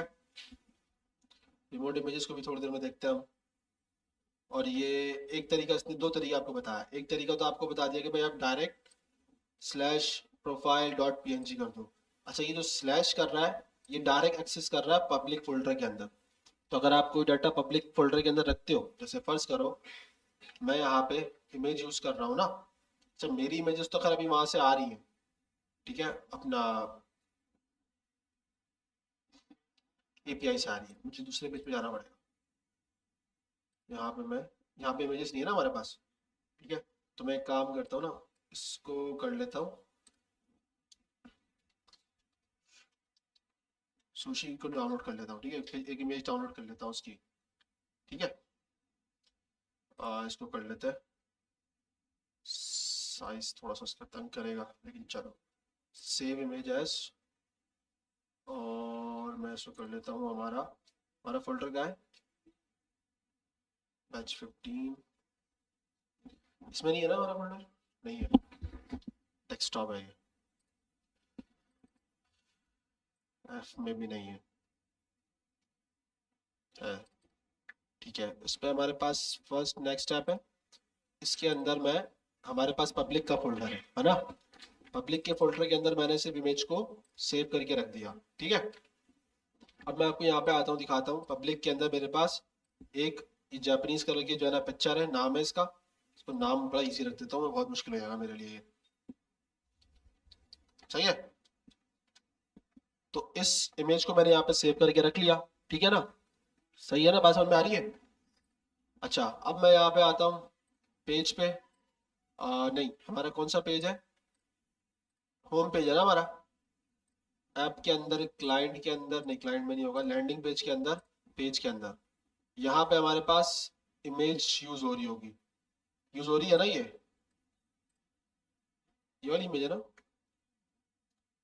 कौन सी है, यही है, फूड डिलीवरी अल्टर, नहीं नहीं,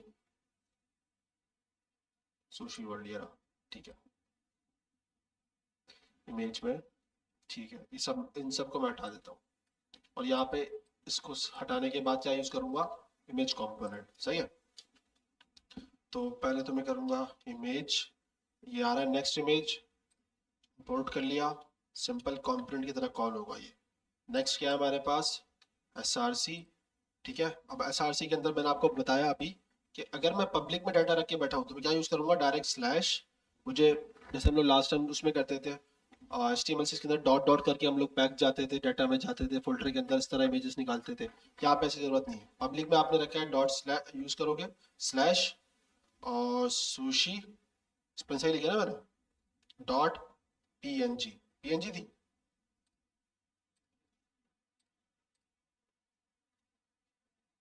नहीं नहीं, सुशी है ये, सुशी डॉट जेपीजी है, जेपीजी, ठीक है।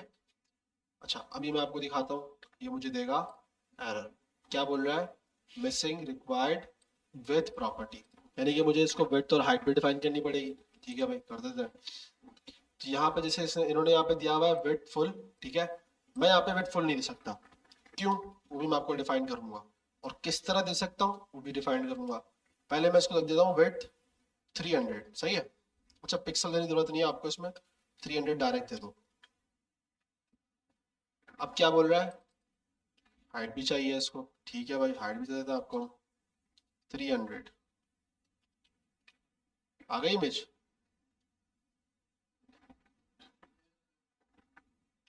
अभी इसकी थोड़ी सी विड्थ बढ़ा देते हैं, इसको इंक्रीज करके कर देते हैं 500, तो सही है। पिक्चर क्वालिटी चेक कर रहे हो आप, जबरदस्त इमेज भी आ गई। कैसे आई, इमेज कंपोनेंट के थ्रू आपने सिर्फ स्लैश करके लगा दिया। एक टेक्निक ये हो गई, ये बात समझ में आ गई, ग्रेट। दूसरी टेक्निक ये बोल रहा है कि भाई आप इंपोर्ट करके लगा लो, ठीक है, क्योंकि जाहिर सी बात है मेरे पास अगर 50 इमेजेस है तो मैं डायरेक्ट सबको ऐसे कॉल करता तो नहीं फिर सकता, मेरे लिए प्रॉब्लम है। ठीक है, तो मैं इसको इंपोर्ट कर लेता हूँ, क्योंकि हमारे पास इंपोर्ट का ऑप्शन है। इंपोर्ट करूंगा कहाँ से, आप पहले तो मैं इसको नाम दूंगा, जिससे मैं इसको नाम दे देता हूँ सुशी, ये नाम है ना इसका, सुशी इमेज फ्रॉम। कहाँ से इंपोर्ट करना है मुझे, क्या लिखूंगा, पब्लिक लिखूंगा, मतलब मैं अगर पब्लिक लिखूंगा तो पब्लिक आ जाएगा, कैसे करूंगा, डायरेक्टरी से बाहर जाएंगे, ऐसे करके dot dot slash, dot dot slash, dot dot slash, फिर पब्लिक, फिर स्लैश।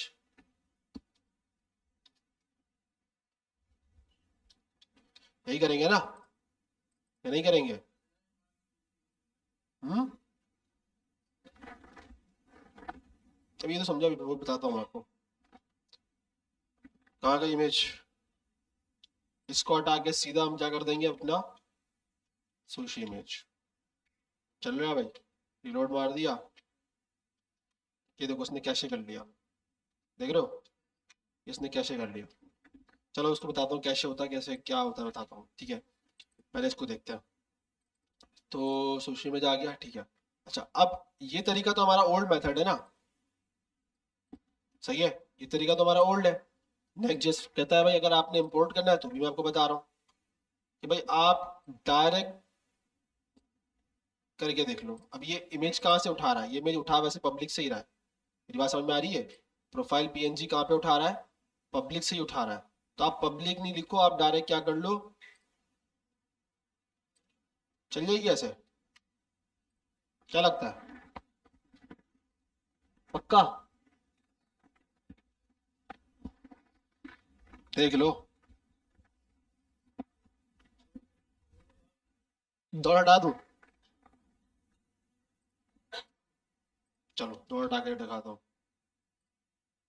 मना कर रहा है भाई, क्या है भाई, इसको मिल ही नहीं रहा, सुशी नहीं मिल रही इसको, तो सुशी आपने कहाँ रख दी भाई, इसको मिल ही नहीं रही। चलो लौट करके लगा के देख लेते हैं, सॉरी चलेगा, अभी भी नहीं मिल रही इसको, तो कैसे ढूंढेंगे, किसका नाम से मैं रख दूं, ये ऐसे मिलेगी नहीं।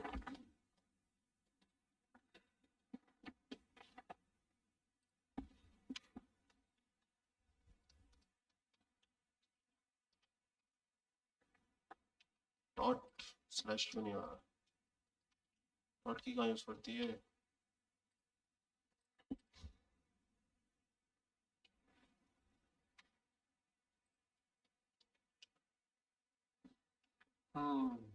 आई थिंक मुझे ये नहीं लगाना शायद,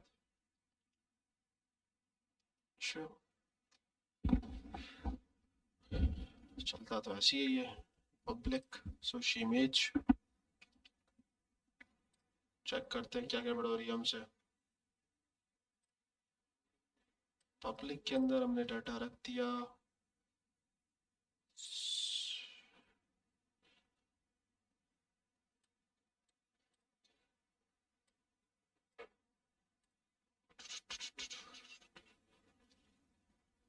हम्म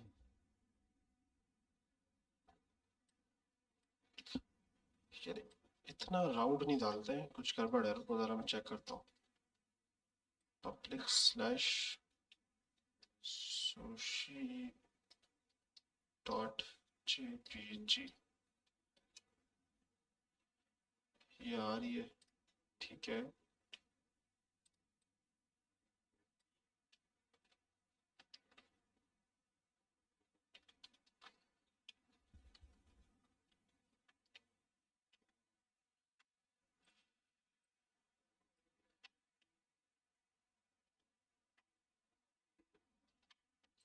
कुछ मिस हो रहा है मुझसे यहाँ पे, लेकिन ये कि पब्लिक लिखते हैं और उसके बाद इमेज, तो ये डायरेक्ट एक्सेस कर लेता है पब्लिक पे, लेकिन कुछ मिस हो रहा है मुझसे, क्या मिस हो रहा है,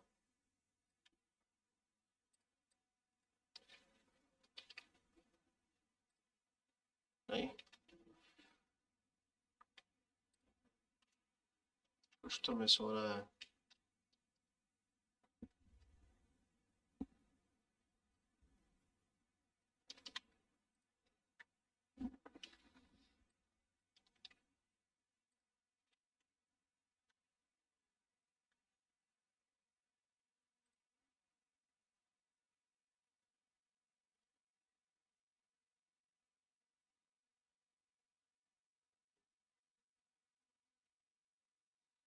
हम्म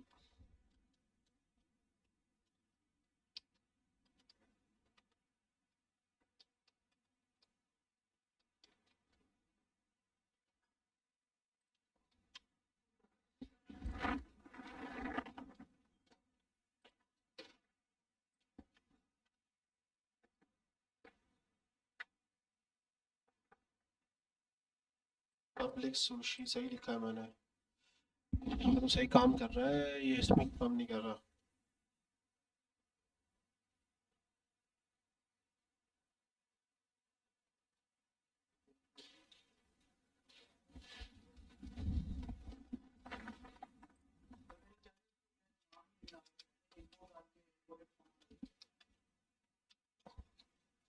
डाला तो था हम लोगों ने, ये उठा नहीं रहा ना, यूज इंपोर्ट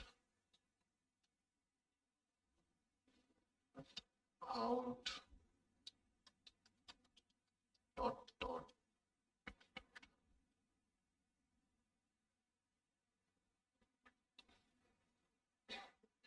अच्छा ये कंपाइल ऑप्शन में यहाँ डिफाइन कर रहा है, सही, इन्होंने चेंज कर दिया ये। ओके, अच्छा इन्होंने आर्किटेक्चर थोड़ा चेंज कर दिया। सही है, हमें जेसन डॉट कॉन्फिग वाली हमारी फाइल है ना यहाँ पे, हमें यहाँ पे बस इसको पार्ट डिफाइन करना पड़ेगा। ठीक है, जैसे कि यहाँ पे मैं इसको ऐसे डिफाइन कर देता हूँ। ठीक है, पहले चलता था not because URL is not set, did you forget to leave dot slash, लेकिन मैं तो एसआरसी के अंदर हूँ ना, डॉट स्लैश क्यों चाहिए होगा मुझे। चलो ट्राई करके देखते हैं। और उसके बाद फिर मैं इसको, अब मुझे लगा ना कोई गड़बड़ है, यही है। अब मैं डायरेक्ट अगर इसको करूँगा तो हो जाएगा। ट्राई करता है, सर्वर रीस्टार्ट करके देखता हूँ मैं।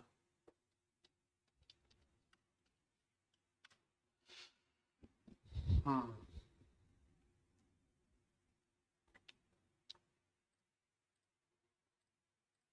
देखा चल गया, चल गया ना पक्का। चल गया। सही है भाई। तो ये टेक्निक है आपके पास, आप direct at the rate use कर सकते हो। अब ये एट द रेट सिर्फ इसके लिए इस्तेमाल नहीं होता, ये मेनली कंपोनेंट के लिए इस्तेमाल होता है। सही है, यानी कि हम लोग डॉट डॉट डॉट करके बैक जाते थे, अब आप डायरेक्ट इसको लगाओ, कंपोनेंट डिफाइन करो और कंपोनेंट का फोल्डर एक्सेस कर सकते हो। की बात समझ में आई या नहीं आई? कैसे? जैसे मैंने किया इंपोर्ट, जैसे मैं यहाँ पे एक कंपोनेंट को जैसे यहाँ पे कॉल करता हूँ फ्रॉम डैश, अब मुझे जाने के लिए डॉट डॉट करना पड़ेगा ना, मैं इसको डायरेक्ट यूज करूंगा, स्लैश आ गया, component slash layout slash navbar, तो मुझे यहाँ से नैप बार मिल जाएगी। नैप बार का वो क्या था, नैप बार ही नाम है ना उसका। सही है, तो ये मॉडर्न टेक्निक है नेक्स्ट की, जिस पे आप इसको इस तरह इंपोर्ट करते हैं। अब हम डॉट डॉट डॉट वाला काम नहीं करते। सही है, ये भी किस वजह से हो रहा है, ये भी हो रहा है इसकी वजह से, समझ रहे हो? डॉट स्लैश जैसे आप यूज कर रहे हो आपके पास एसआरसी फोल्डर एक्सेस आ जाता है, इसीलिए मैंने जैसे ही यहाँ पे इस चीज को लगाया, अब ये स्टार का मतलब वो इसके बाद जितने भी सारे इसके अंदर जितनी भी फाइल्स हैं जो है ना उसके पाथ उठा रहा है ये, तो इसीलिए मुझे पब्लिक भी वर्किंग कर रहा है। समझ में आ गई बात? चले आगे। चलो जी, अब हम वापस आते हैं हमारे इमेज कंपोनेंट के ऊपर। मैंने आपको इसको डिफाइन कर दिया कि भाई ये इसका क्या हो गया, इमेज हो गया, है ना? ये चीज़ समझ में आ गई सबको कि इमेज कंपोनेंट के अंदर आपने एसआरसी पास करना है, और उसके कोई यहाँ पे आप पाथ पास कर दो या डायरेक्ट उसको इंपोर्ट कर लो, विड्थ हाइट। अच्छा, इसके अलावा आप उसके अंदर क्लास नेम लगा के इसके अंदर क्लासेस भी ऐड कर सकते हो, यानी कि टेलमेंट वगैरह सीएसएस स्टाइलिंग सब कुछ आप इसको कर सकते हो, ऐसा नहीं होगा, हो जाए। ठीक है, अच्छा, अब मैंने आपको बोल दिया भाई ये तो फिक्स विद हो गई ना, अब अगर मैं इसको रिस्पॉन्सिव करने पे जाता हूँ, ठीक है, तो अब ये तो फिक्स ही रह जाएगी, ऐसा ही है ना, फिक्स रह जाएगी ना। अभी यहाँ पे हमारे सिचुएशन में हमारे पास जो है ना, इसमें सीएसएस उसने इस तरह की लगाई भी होगी, ये देखो लोडिंग लेजी आ रहा है, सारी चीजें, इमेज कंपोनेंट, कहने को इमेज कंपोनेंट इमेज ही यूज कर रहा है, लेकिन इस इमेज को इसने अपने हिसाब से एडजस्ट कर दिया, एक इमेज कंपोनेंट बना दिया इसने, सब कुछ आपको प्रोवाइड कर दिया, बना बना के दे दिया। ठीक है, अगर इसके ऊपर हम आते हैं डिव, तो इस डिव को अलग इसने किया हुआ है। ठीक है, तो ये तो हमारे पास एक हो गया कि भाई हम इसको विड्थ और हाइट देके एडजस्ट कर रहे हैं। तो पहले हम दोबारा वापसी आते हैं हम अपने उस पेज के ऊपर जो हमने भी थोड़ी देर पहले बनाया था, डिटेल पेज, ऐप के अंदर, क्लाइंट के अंदर, सेलेक्ट के अंदर पेज है। ठीक है, अब हम इसका एरर फिक्स करेंगे, इसमें एरर में जो इशू आ रहा है, यहाँ पे इमेज कंपोनेंट यूज कर रहा है, रेसिपी इसको नहीं मिल रही है, चूंकि रेसिपी कोई चीज नहीं है। अब वापस चलते हैं हम अपने फोल्डर में, स्लैश रेस्टोरेंट्स, एरर आ गया। ठीक है, इस पर क्लिक किया, एरर आ गया, एरर आ रहा है, कैन नॉट भी, ये कहाँ यूज हुआ है इसने भाई, एंकर टैग कहाँ यूज हो गया?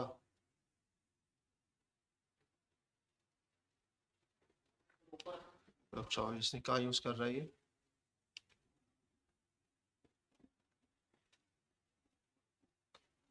किधर?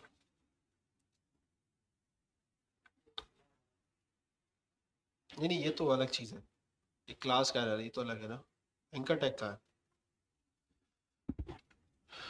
एंकर टैग ये बना रहा है खुद ही। ठीक है, लेकिन मुझे एरर डिफाइन तो क्या कहाँ रहा है, इसको कंसोल पे चेक करते हैं। हमारे पास एरर जो आ रहा है, इमेज इज नॉट डिफाइंड, ये एरर आ रहा होगा। Image is not defined.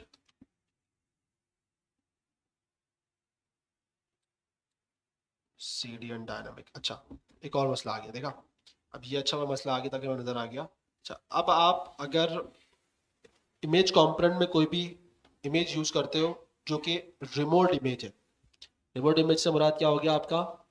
कोई भी आप वेबसाइट से एक्सेस कर रहे हो, क्लाउडनरी से एक्सेस कर रहे हो, आप कोई अपना डोमेन, होस्ट डोमेन यूज़ कर रहे हो, तो आपको उसको डिफाइन करना पड़ेगा। ये बात समझ में आ गई या नहीं? दोबारा बताएं। ठीक है, फर्ज करो मैंने वेबसाइट डिप्लॉय करी क्लाउडनरी के ऊपर। हम लोग वेबसाइट डिप्लॉय करते हैं क्लाउडनरी के ऊपर, क्लाउडनरी प्लेटफॉर्म है, वहाँ पे वेबसाइट डिप्लॉय होती है। ठीक है, हम बैकएंड पढ़ेंगे तो उसको देख लेंगे। तो अब मुझे उस इमेज को एक्सेस करना है, सही है ना? आप पिंटरेस्ट का आपने नाम सुना हुआ है, फ्री पिक का नाम सुना हुआ है।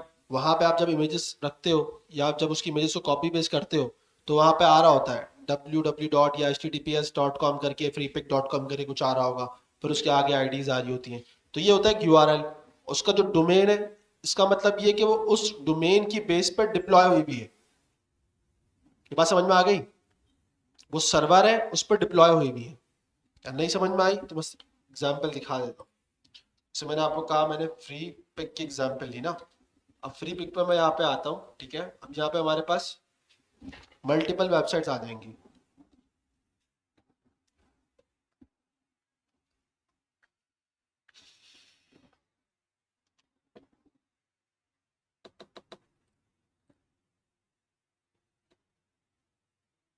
और टाइम लगा रहे हैं।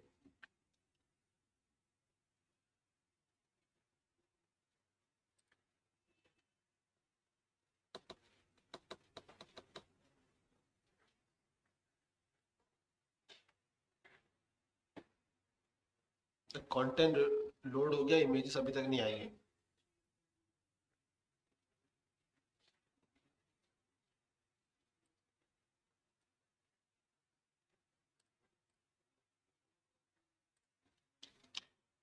इंटरनेट का मसला हमें लग रहा है।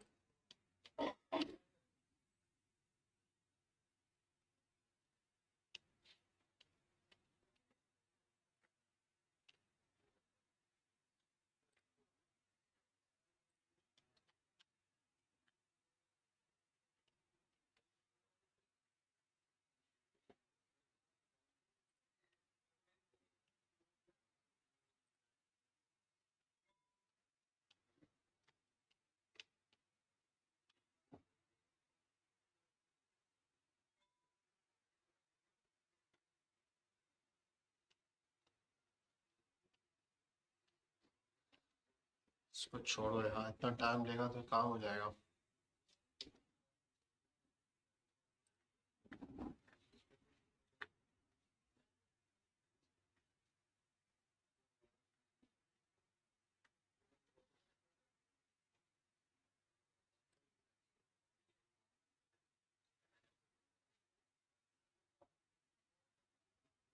फूड एंड ड्रिंक हम इसी को कर लेते हैं, हम इसी को यूज कर रहे हैं ना। अच्छा, जैसे मैं इसकी मिसाल ले लेता हूँ, ठीक है, इस पिक्चर की। अब मैं अगर इस पिक्चर को कॉपी करता हूँ, ठीक है, मेरे पास सेव इमेज का आ रहा है और डाउनलोड इमेज का आ रहा है। सेव इमेज पे क्या होगा?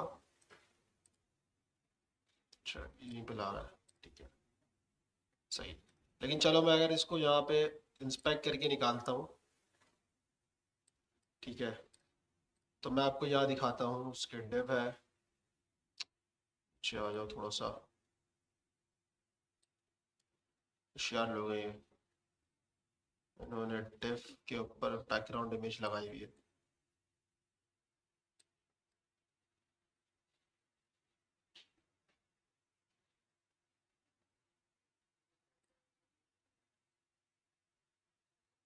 बैकग्राउंड इमेज मुझे यहाँ से मिलेगी नहीं।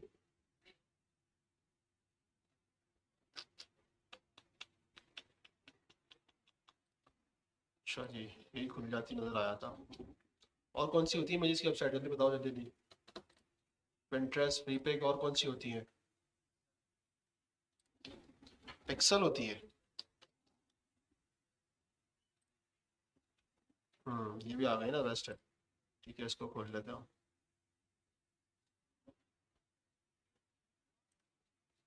अभी अगर आप यहाँ से कॉपी इमेज करोगे, सही है, और अगर मैं यहाँ पे आता हूँ अपने कोड के ऊपर, सही है, और यहाँ पे अगर मैं आपको दिखाता हूँ, इमेज कॉपी नहीं हुई है, कॉपी इमेज नहीं हो रही, कॉपी इमेज होती नहीं हो रही है।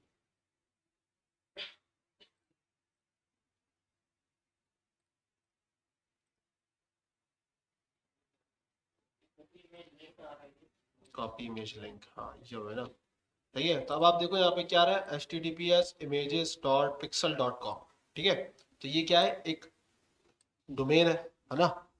इसी डोमेन पे उन्होंने पिक्चर्स को अपलोड किया हुआ है। ठीक है, जो सर्वर उन्होंने लिया हुआ है उसी पे उन्होंने पिक्चर्स को अपलोड किया हुआ है। आप इसी के थ्रू एक्सेस कर सकते हो, अदरवाइज एक्सेस नहीं कर सकते इनकी इमेजेस को। सही है, तो ये क्या होता है, ये इसका एक होस्ट नेम है ना, यही हुआ ना। अगर ये इसका डोमेन इसी का होस्ट नेम कहलाता है। ठीक है, अब अगर आपको यही चीजें, अगर रिमोट, मैं जो कहना चाह रहा था रिमोट चीजें, वो रिमोट यही है। अब आपने सर्वर पे डिप्लॉय किया हुआ एक, ठीक है, वहां से एक्सेस कर रहे हो तो उसको रिमोट क्या रहे। एक आपके पास लोकली स्टोर है, वो इमेजेस हो गई, तो दो तरह की इमेजेस हो गई, लोकल और लोकल हो गई दूसरी। बोलो यार, तो ऐसे बोलो मुर्दारों की तरह, बिल्कुल खाने को नहीं मिलता। तो यार सलानी में बैठे हो यार, क्या तो नीचे दस्तरखान लगते हैं। जोर से बोलो, पता तो चले यार, मर्द बैठे हुए हैं। इसमें भी तो कोई लोग अगर देखे तो बोले यार हाँ क्लास में कुछ पता चलता है यार, कोई पढ़ भी रहा है। ऐसा ना लगे ना यार मैं जिन्नातों को पढ़ा रहा हूँ यार बैठ के। या क्या बोलेंगे उनको, वो गूंगे बहरों को जो पढ़ा जाता है। इशारे करने तो मुझे नहीं आते भाई, ठीक है, और ना मैं कर सकता हूँ इस टाइम पे। तो आप मुंह से बोलोगे तो मुझे लगेगा कि हाँ भाई पढ़ रहे हो। कितनी तरह की इमेज होती है हमारे पास, ओ दो तरीके की हमारे पास इमेजेस स्टोर करने की चीजें हैं, एक लोकल, दूसरी रिमोट। सही है, अभी भी बिल्कुल लो एनर्जी लग रही है आप लोगों की। अच्छा, तो लोकल हमने देख लिया भाई, हम पब्लिक पे स्टोर कर रहे थे, उसको यूटिलाइज कर रहे थे, वो हो गया लोकल। एक हो गया रिमोट, जो कि हमारे पास किसी भी हम सर्वर से उठा के लगा के अपने पास यूज कर रहे हैं। ठीक है, ये हम लोग एचटीएमएल में बहुत कर रहे थे, हम लोग एचटीएमएल सीरीज में हम लोगों ने चीजें करी हैं। ठीक है, अब हम लोग यूज कर रहे हैं यहाँ पे नेक्स्ट जेएस का इमेज कंपोनेंट। वो आपको ऐसे जो है ना अलाउ नहीं करता, कहता है यार मैं ऐसे अलाउ नहीं करूंगा आपको रिमोट इमेजेस। क्यों भाई? क्योंकि वो कह रहा है मेरी बदमाशी है भाई।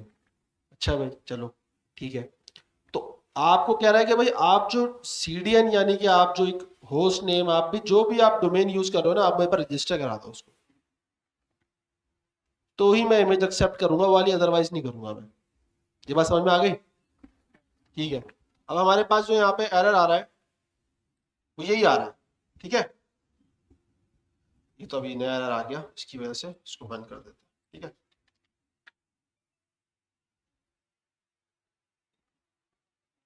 ये कह रहा है भाई invalid SRC prop cdn on next image host name cdn.dummyjson.com is not configured under the images in your next.js config। यानी कि नेक्स्ट को बताना पड़ेगा बार बार आपको, अगर कोई ऐसी इमेज आप यूज करते हो तो आप उसको डिफाइन करो कि भाई मैं इस जो आपके पास ये बता रहा है ना होस्ट नेम, इस होस्ट नेम को यूज कर रहा हूँ। ठीक है, और इसकी इमेजेस मेरे पूरे प्रोग्राम में चलने वाली है। आप बोलते हो सर एक से ज्यादा है, तो एक से ज्यादा आपको डोमेन डालने पड़ेंगे वहां पे। जैसे फर्ज करो मैंने प्रीपिक्स से उठा लिया, एक मैंने पिक्सल से उठा लिया, एक मैंने पिंटरेस्ट से उठा लिया, तो मुझे तीनों के डिफाइन करने पड़ेंगे क्योंकि वो एक एरे के अंदर है। तो आप तीनों यूआरएल डाल दोगे तो वो समझ जाएगा। अच्छा भाई, ये करना कैसे है? यहाँ पे हम आते हैं, हमारे पास क्या आ रहा है, रिमोट इमेजेस। ठीक है, ये बता रहा है आपको, ये S3 से बता रहा है, S3 अमेजोन की होती है। ठीक है, आपको बोल रहा है भाई नेक्स्ट जेएस के अंदर आपने क्या करना है, इमेजेस को लगाना है। ठीक है, नेक्स्ट जेएस के अंदर इमेजेस रिमोट पैटर्न। सही है, नजर आ रहा है? अच्छा, तो मैं यहाँ पे आता हूँ, नेक्स्ट कॉन्फ़िग के अंदर, ठीक है, इमेजेस आ रहा है। इमेजेस क्या है? ऑब्जेक्ट है, अरे ऑब्जेक्ट है ना, इसके अंदर आपके पास सारा डाटा आ रहा है, साइज, लोडर, मतलब सब कुछ बता रहा है आपको ये, सही है। रिमोट पैटर्न, रिमोट पैटर्न क्या है भाई? डायरेक्ट पास कर दो या फिर पैटर्न यूआरएल, यानी कि अगर मैं इसको डायरेक्ट ऐसे पास कर देता हूँ ऐसे और इस वक्त हमारा होस्ट नेम क्या है, होस्ट नेम भी आपको यहाँ से कॉपी कर लो इसको और यहाँ पेस्ट कर दो, तो चल जाना चाहिए। तो ये प्रॉब्लम, हमारा सर्वर बंद तो नहीं है?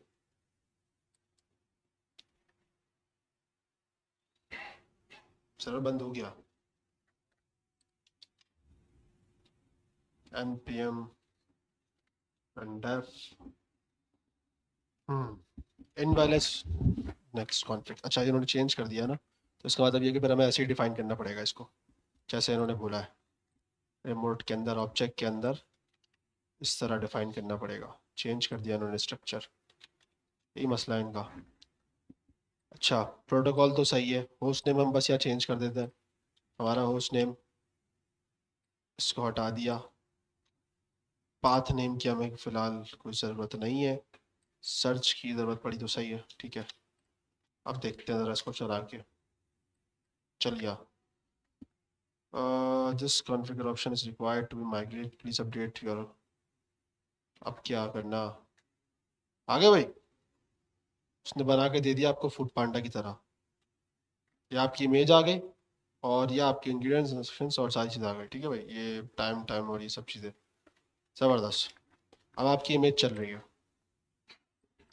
तो रिमोट इमेज कैसे चल रही है हमारे पास? अब हम आते हैं हमारे इमेज कंपोनेंट के ऊपर, उसमें हमारे पास src है, उसमें इसने ऑल्ट भी डाल दिया। हाँ, अब ये समझने वाली बात है कि इसने इस पे क्या यूज़ किया है, फिल। आपने इससे पहले विड्थ और हाइट देखी थी, तो मैं यही बताना चाह रहा था, अगर आपको चाहते हो आपकी पूरी बॉडी पर ये चीज़ दिखे इस तरह डिफ पे, तो आपको यूज़ करना पड़ेगा फिल। अब फिल प्रॉपर्टी ही ऐसी है जो कि ऑटोमेटिकली सारी चीज़ें मेंटेन कर लेती है। अब इससे क्या मुराद है कि भाई जिस साइज पे भी जाएगा ये अपने आप को एडजस्ट कर लेगा, देख रहे हो गया सेट। यहाँ पे कितना बड़ा था, यहाँ तक आते आते उसने अपने आप को एडजस्ट कर लिया, सही है। तो ये फिल का मतलब है, अब आपने इसको फिल दिया हुआ है किसको, इस डिव को, तो ये इस डिव के अकॉर्डिंग अपने आप को फिल कर रहा है। अच्छा, अब इसको पोजीशन रिलेटिव देना जरूरी है, ये बात समझ में आ रही है बात? क्योंकि इसका पेरेंट इस वक्त ये डिव है, अगर आप इसको रिलेटिव नहीं दोगे, इसको रिलेटिव दे दोगे, तो ये इसको पेरेंट कंसीडर करके आप पूरे वेबसाइट के ऊपर आ जाएगा। समझ में आ रही बात? तो इसको रिलेटिव करना जरूरी है। आप चाहो तो समझ लो, ऑप्शनली इसको यहाँ पे पोजीशन एब्सोल्यूट भी दे सकते हो, ठीक है। तो ये वर्किंग ऐसे कर रहा है, समझ में आई बात या नहीं? क्योंकि आप उसको फिल कर रहे हो, अब आप उसको एक डिव में फिल करने जाओगे ना, तो अब डिव का साइज जितना बड़ा है ये पूरा अपने आप को इमेज को उसके अकॉर्डिंग ले लेगा, क्योंकि आप यहाँ पे विड्थ और हाइट तो डिफाइन नहीं कर रहे हो, सही है, ये बात हुई ना।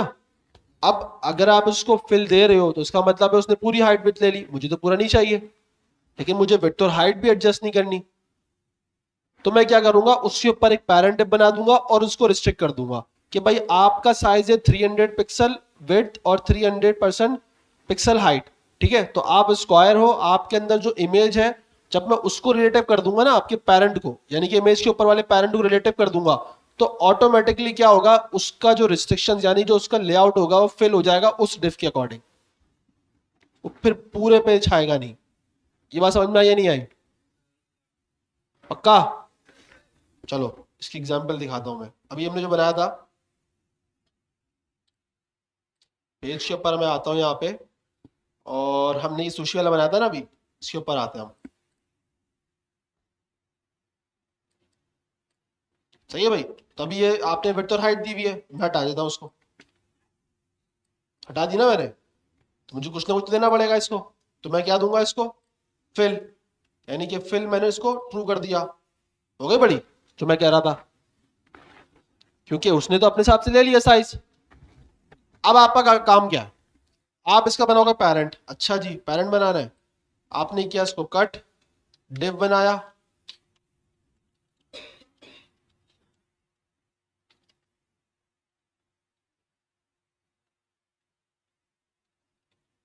आपने इसको इसमें रख दिया, सही है। फिर उसके बाद आप इसको डिफाइन कर दोगे क्लास नेम देकर के, भाई आपकी विड्थ और हाइट कितनी है, पहले तो ये चीज डिफाइन करोगे। अब इस बॉक्स की विड्थ, जैसे फर्ज करो मैंने इसको विड्थ दी हुई थी, कितनी हुई थी मैंने इसको भी विड्थ 300 दी हुई थी ना, 300 तो ज्यादा हो जाएगी इसको, तो मैं इसको दे देता हूँ, अगर मैं इसको 9 पे भी जाऊंगा तो भी कम पड़ेगा ये, 96 पे भी ये इसकी 384 ज़्यादा से ज़्यादा हो रहा है। इसको 8 में करता हूँ तो 80 पे कितना बन रहा है, 320। ओके ठीक है, अब इससे कम मुझे देना नहीं पड़ेगा, मैं एक काम करता हूँ डायरेक्ट दे देता हूँ उसको, यहीं पे कस्टम दे देता हूँ 300 पिक्सल, और हाइट भी इसको 300 पिक्सल दे देता हूँ। सही है भाई, अभी फर्क पड़ेगा? कोई फर्क नहीं पड़ रहा, तो क्या करेंगे इसको,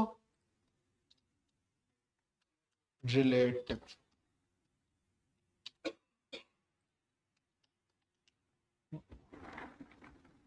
समझ गए। अब ये 300 पिक्सल के हिसाब से ले रहा है, अगर आप चाहते हो तो आप विड्थ को हटा के डायरेक्ट यहाँ पे फुल कर दो,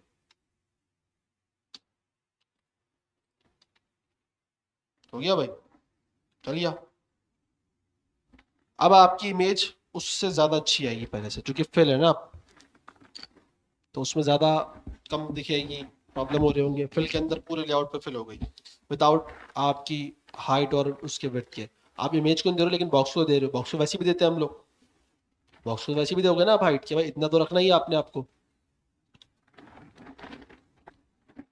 तो ये दो तरीके होते हैं आपके पास चीज़ों को सेट करने के, क्लियर हो गई ये वाली बात। एपीआई रेफरेंस के अंदर आपको वैसे कुछ ज़्यादा कोई खास समझने की चीज़ नहीं है, बस मैं बता रहा ही है प्रॉप्स, ठीक है, क्या है इसके भाई, S R C, all with, height, fill, loader, ठीक है, इसमें इमेज लोडर भी होता है आपके पास, ठीक है, अगर आप उसको डिफाइन करना चाहो तो ये इमेज जब आपकी क्या होगा, इमेज लोड होने से पहले एक लोडर आएगा, ये उस इमेज से पहले रिलोड कर रहा होगा, सही है। तो ये क्या है, एक प्रॉप्स है, इसका साइज भी आप डिफाइन कर सकते हो, क्वालिटी, क्वालिटी भी, प्री लोड, मतलब आप सबको बता सकते हो यहाँ पे इसको, ठीक है। इसको आप सुकून से देखना, जब आप काम करो ना तब आपको नजर आ जाएगा लोडिंग इसमें क्या आ रहा है, लेजी, सही है। तो ये इसके प्रॉप्स हैं, आप इसको स्टडी कर लेना। आई होप आपको इमेज कंपोनेंट समझ में आ गया होगा, ठीक है। तो आज की क्लास में ये रखते हैं फिर,